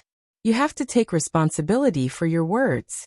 Our village sincerely hopes that every child can receive an education, but there is a shortage of teachers now. The children can only study by themselves. Once we solve the problem, there will naturally be teachers to teach them. Wang Disheng beat around the bush and did not answer Yang Huan's question at all. Then what about her money? You didn't hire teachers for the stronghold. Return the money. Yang Huan's body was trembling. Anger was boiling in her chest. Money. Comrade Ding Xiang volunteered to donate it to the village. Although we can't use it in Baiyao stronghold, it is indeed shining and helping the children in other poor villages to study. We still have to thank Comrade Ding Xiang. But don't worry, we will definitely hire teachers for Baiyao stronghold next semester. We will not let the children go without books. We are doing this for the good of the children. Don't you think so? Wang Disheng looked at Ding Xiang with a smile, as if he was looking at a mountain of gold. Yes, my ass. Ding Xiang's expression was still gloomy. She did not know how to rebuke or defend herself. Finally, Yang Huan could not take it anymore. Sister Huan angrily reprimanded Wang Disheng, and he fell to the ground with a punch. Similar to the punch that Guizi landed on Tang Kaitai's eye, Yang Huan also punched Wang Disheng's eye, but the strength was different. Yang Huan had been practicing Hong Quan since she was young. Although she was very tired and her limbs were weak, the punch that was enhanced by her anger was like a fierce tiger dashing down the mountain. KO with one punch. Wang Disheng was knocked to the ground and fainted. Ah! Someone hit me. A woman from the education department screamed. She yelled and asked the village guards to arrest Yang Huan. Fortunately, Ding Xiang came back to her senses. She quickly pulled Yang Huan, who was still angrily scolding Wang Disheng, and escaped. After calming down, Yang Huan realized that she seemed to have gotten into trouble. There was even the sound of police sirens outside. In this place, it was someone else's territory. The village officials were like local tyrants. Ding Xiang also didn't know anyone. If she was caught, she wouldn't be able to call out to the heavens and the earth. Yang Huan and Ding Xiang hid, not daring to go back to the hotel. Then, they called Yang Yi and told him about the situation. Fortunately, there was a signal in the village. After hearing the whole story, Yang Yi did not blame Yang Huan, nor did he panic. Instead, he calmly said to them, "Don't go back to the village first. Let's find a way. You two go to the city first. They will never guess that not only did you not run home, you ran out instead. Then, wait for me in the city. I'll come over now. As for how to deal with it, we'll talk about it when I get there." Sister Huan and Sister Ding Xiang are in trouble. I'll go too. Guizi had heard the commotion. He did not even remove his makeup. He anxiously went to Yang Yi's side and said. Yang Yi was still holding a prop gun in his right hand. He gently poked Guizi's chest and said, What are you going to do? What can you do? Are you worried that I can't solve it? Yang Yi was still wary of Guozi. He was afraid that he would play a hero to save the damsel in distress and make his sister so touched that she would marry him. That would not do. Moreover, Yang Yi had never thought of using Guozi's father's power. He probably already had a way to solve the problem, a non-violent way. I'm also worried about Sister Ding Xiang and Sister Huan. Big brother Yang, please let me go with you. If the two of us go together, we can take care of each other. Guozi pleaded pitifully.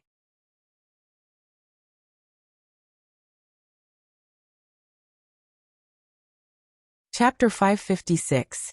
In the end, Yang Yi brought Guozi with him.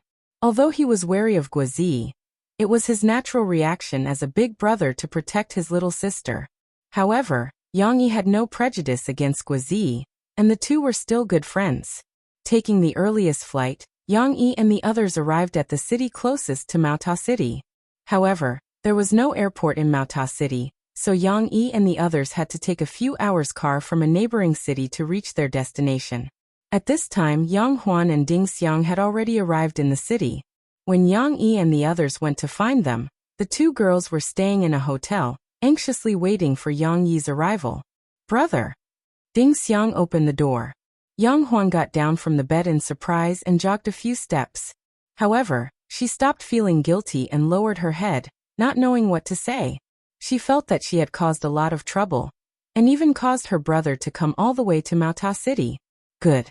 That's good. Yang Yi took the lead and walked in. He patted Yang Huan's head and smiled at Ding Xiang. Don't worry about anything else. I'll find a way to solve the problem for you. Ding Xiang saw Guozi coming out from behind Yang Yi. She was stunned. Why are you here? I'm here to help, Guozi said with a grin. His smile eased the tension in the hotel room. I was wondering why you were so stupid to give money to those vermin. Then, without supervision for more than a semester, you only realized it now. Ding Xiang pursed her lips, and her face darkened. This incident was a big blow to her. She had come with a passionate heart to help her hometown, but she did not expect to encounter such a disgusting thing. Lil Guo, don't mention it, Yang Huan said unhappily. No, what I mean is, Sister Ding Xiang, you shouldn't be so careless. You should at least discuss it with us. There are many ways to solve the education problem in your village, Guozi quickly said. I'm just concerned about Sister Ding Xiang. From Ding Xiang's point of view, what she did was not wrong. Moreover, this is a great contribution. But little Guo is right. Ding Xiang, this is such a big matter. Why didn't you discuss it with us? You shouldered everything on your own. You don't treat us as friends at all. Yang Yi tried to smooth things over with a smile. Ding Xiang blushed and hurriedly waved her hands. No one knew if she was denying the greatness of her contribution, or denying Yang Yi's claim that she didn't treat them as friends. Hey big brother, you don't know how remote Sister Ding Xiang's home is. It takes almost a day to walk from the village to her village. She has to climb the mountain on foot. So many problems are not as simple as you think. Yang Huan could not help but speak up for Ding Xiang. Let's not talk about that. Let bygones be bygones. Little Guo and I are here to solve the problem for you. Not only to solve the problem of those who are greedy for Ding Xiang's money, but also to solve the problem of education in the village that you are most concerned about, Yang Yi said. Ding Xiang looked at Yang Yi in disbelief and said, Can it really be solved? How can the children go to school? I don't know yet, but there are professionals who can help you. Yang Yi smiled. Because they still had to wait for others, Yang Yi and Guozi checked into a hotel room next to Yang Huan and Ding Xiang. By the way, how did you escape? Guozi asked Ding Xiang curiously. That Wang Dishing should be one of the local bullies in your village. It should be easy for him to find you if you took a bus, right? Teacher Li helped us. She has a car at home that is used to transport goods. She secretly sent us out and took a bus when we reached the county, Ding Xiang said. Who is Teacher Li? Guozi asked, puzzled. Teacher Li Yongheng. She is one of the 2 private teachers that Wang Desheng hired. Later, he found an excuse to fire her. But Teacher Li is a good person, Yang Huan said. A male teacher? Guozi didn't know why he suddenly asked. He felt a little jealous. Not a male teacher. She is a female teacher, okay? Yang Huan couldn't help but laugh. But really, Li Yongheng sounds like a man's name. But Li Yongheng is really a woman. And I admire her. She used to be a female teacher, but she could climb so far to teach children. Zhu Luyan arrived the next day. Yang Yi and Zhu Luyan had been in contact because he donated money to the Dream Primary School Project every month. No, it was now called Hope Primary School Project. However, they hadn't seen each other for more than a year. Perhaps it was because Zhu Luyan often went to the mountains, but her skin was darker and thinner than a year ago. Let me introduce you. This is Zhu Luyan. Before Yang Yi could finish, he paused and thought about how to introduce Zhu Luyan. He was wondering if he should talk about Zhu Luyan's identity. At that moment, Guozi said in surprise, I remember now. Zhu Luyan, you were one of the top 10 most outstanding young men in the country last year. I even read about you in the newspaper. Guozi had a good memory. He looked at Zhu Luyan with admiration and said, For your girlfriend, you gave up your life and job in the capital. Then you threw yourself into the rural education industry. Your Hope Primary School project gave many children in the remote mountains the opportunity to study. Zhu Luyan was stunned for a moment. She shook hands with Guozi and smiled. You flatter me. I'm not as great as what the newspaper said. I only did some ordinary things. As for the Hope Primary School project, Brother Yang Yi also contributed money and effort. He was the one who came up with the name. Zhu Luyan didn't tell Guozi that the honor of being one of the top 10 was actually pushed by the family behind her. If she had a choice, she wouldn't want this title. It was too fake. But this meaningful project was initiated by you. I just moved my lips and helped you change the name of the Dream Primary School Project to Hope Primary School Project. Yang Yi smiled and said, Little Guo is right. You did do something practical and meaningful. However, their conversation still surprised Guozi, Yang Huan, and Ding Xiang. Especially Guozi. He vaguely knew about Zhu Luyan's background, but he didn't expect such a person to be related to Yang Yi. Guozi felt that he was a tiger pretending to be a pig. On the surface, he looked harmless and was just an ordinary fatty. However, in fact, he had a strong background and was the son of an official. But now, it seemed that Brother Yang was even more unfathomable. On the surface, he had a military background. Not only the Southwest Military Region, but the big shots in the Jiangnan Military Region were also said to have a good relationship with Yang Yi. Otherwise, why would they allow soldiers' assault to be filmed in the Jiangnan Military Region? Now he knew a big shot that he couldn't afford to offend. In contrast, Brother Yang was the real tiger pretending to be a pig. However, Zhu Luyan was different from other rich kids. He didn't like to be polite. After some small talk, he began to discuss countermeasures with Yang Yi. The problem with Wang Duxing and the others is easy to solve. Before I came here, I already called the Xiangxi Provincial Education Department. They will help to investigate and deal with any problems, Zhu Luyan said casually. This was a serious problem for Yang Huan and Ding Xiang, but Zhu Luyan didn't think it was a problem at all. They were just small officials in a small town. In their eyes, they were too insignificant. Moreover, they were in the right, so there was no need for them to use illegal means. They just needed to give an order from the top to let the people from the Discipline Inspection Department investigate, arrest, and punish a few corrupt officials according to procedures and objective facts. What was so difficult about that? Ding Xiang and Yang Huan looked at each other. They didn't expect the problem to be solved so easily. Little Zhu, the main problem is how to let the children in the village have a school. Think of a way, or set up a Hope Primary School in Baiyao Village. Set it up. I can bear the cost, Yang Yi said. Let's go and do a field investigation first. Zhu Luyan smiled and said, Without investigation, we have no right to speak.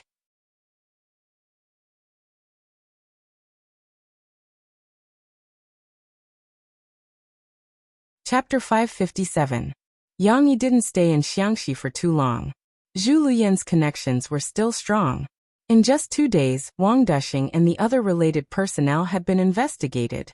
The only pity was that the money that Ding Xiang had donated previously had been squandered away. Although they could still get some of it back, it was impossible to return it to Ding Xiang. However, Ding Xiang wasn't sad because it was a blessing in disguise. Although she had lost her money, with the help of Yang Yi and Zhu Luyan, Baiyao Village's Hope Primary School was reopened. It used the original location of the primary school, but it was funded by the Hope Primary School project. They invited teacher Li Yongheng, who was willing to teach, and 2 other private teachers from the village to teach the children. Moreover, the Hope Primary School project would regularly invite some university volunteers to interact with the children and help them broaden their horizons. Ding Xiang didn't need to use her own money to subsidize the school anymore. Yang Yi had paid for it. Of course, Yang Yi also told Ding Xiang that if Ding Xiang really earned money in the future, she was welcome to donate to the Hope Primary School project. This was his personal charity. It was worth mentioning that the Hope Primary School project was now very big. Not only did Yang Yi donate a little money every month, but after it became famous, the donations from society had also increased a lot. Zhu Luyan and the rest also had more ability to help more children. Guozi really couldn't help much throughout the entire process because he was sick. This guy was still too stubborn. With his physical fitness, it was impossible for him to climb up the mountain. However, he still puffed himself up at his own cost. No, he was a fatty to begin with. After forcing himself to climb up the mountain, Guozi collapsed from exhaustion. While Yang Yi and the rest were busy surveying the terrain and analyzing countermeasures, little comrade Guo was lying on the bed, comfortably enjoying Ding Xiang's care.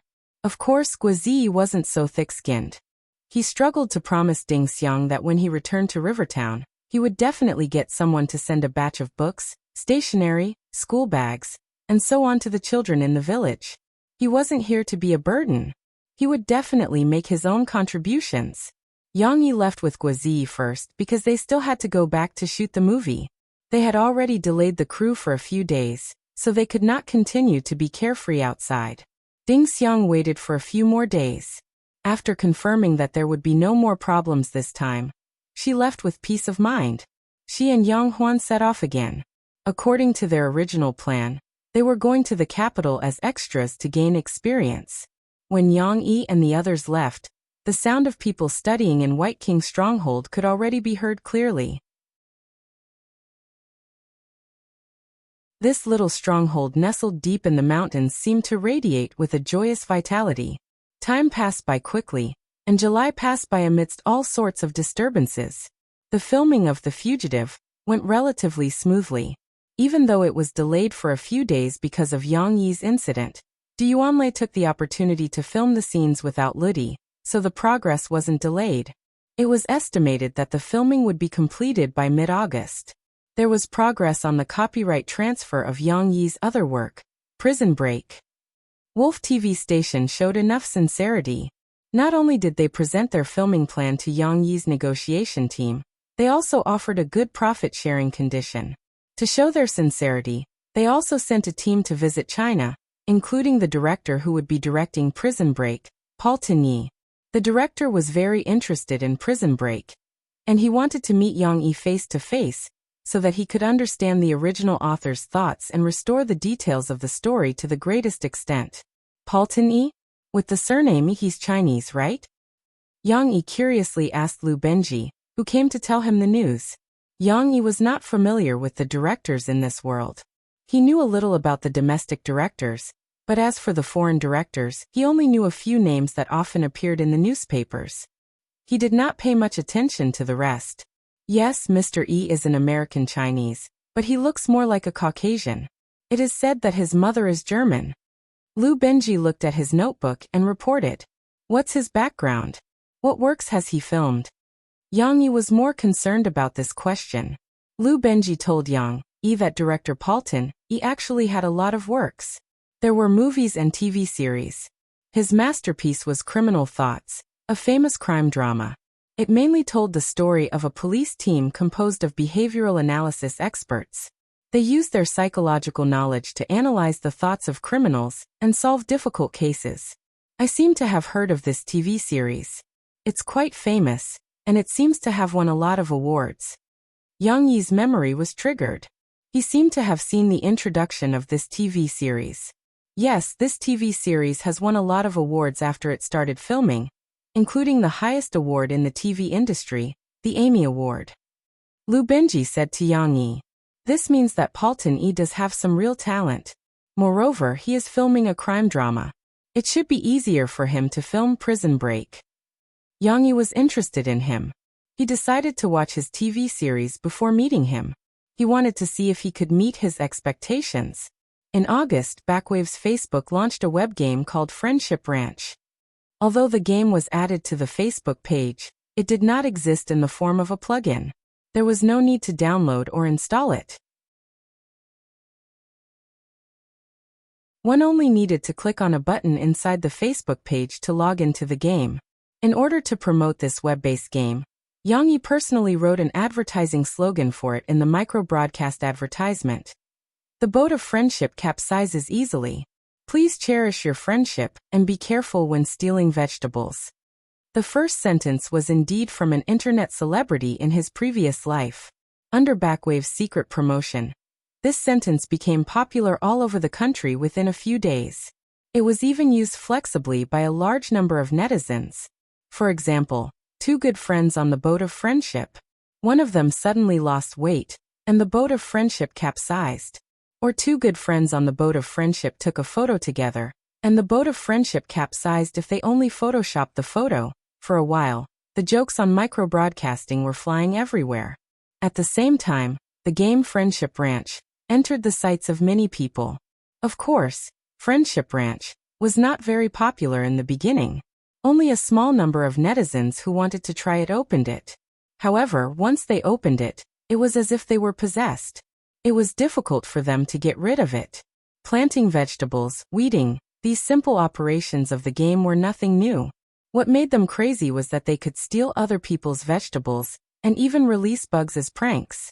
A strange desire was satisfied. The netizens who started playing the game gradually became addicted. The few friends who played the game on Facebook were no longer enough to satisfy their needs. Therefore, more and more people joined in, and became addicted to the game. The number of registrations on Facebook increased greatly. Micro-broadcasting accounts could be used universally.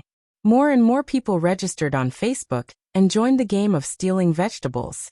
There were even people who set their alarms to play the game in the middle of the night in order to steal vegetables. This almost became a social phenomenon. Almost in the city, out of 10 people around you, 5 of them would steal vegetables.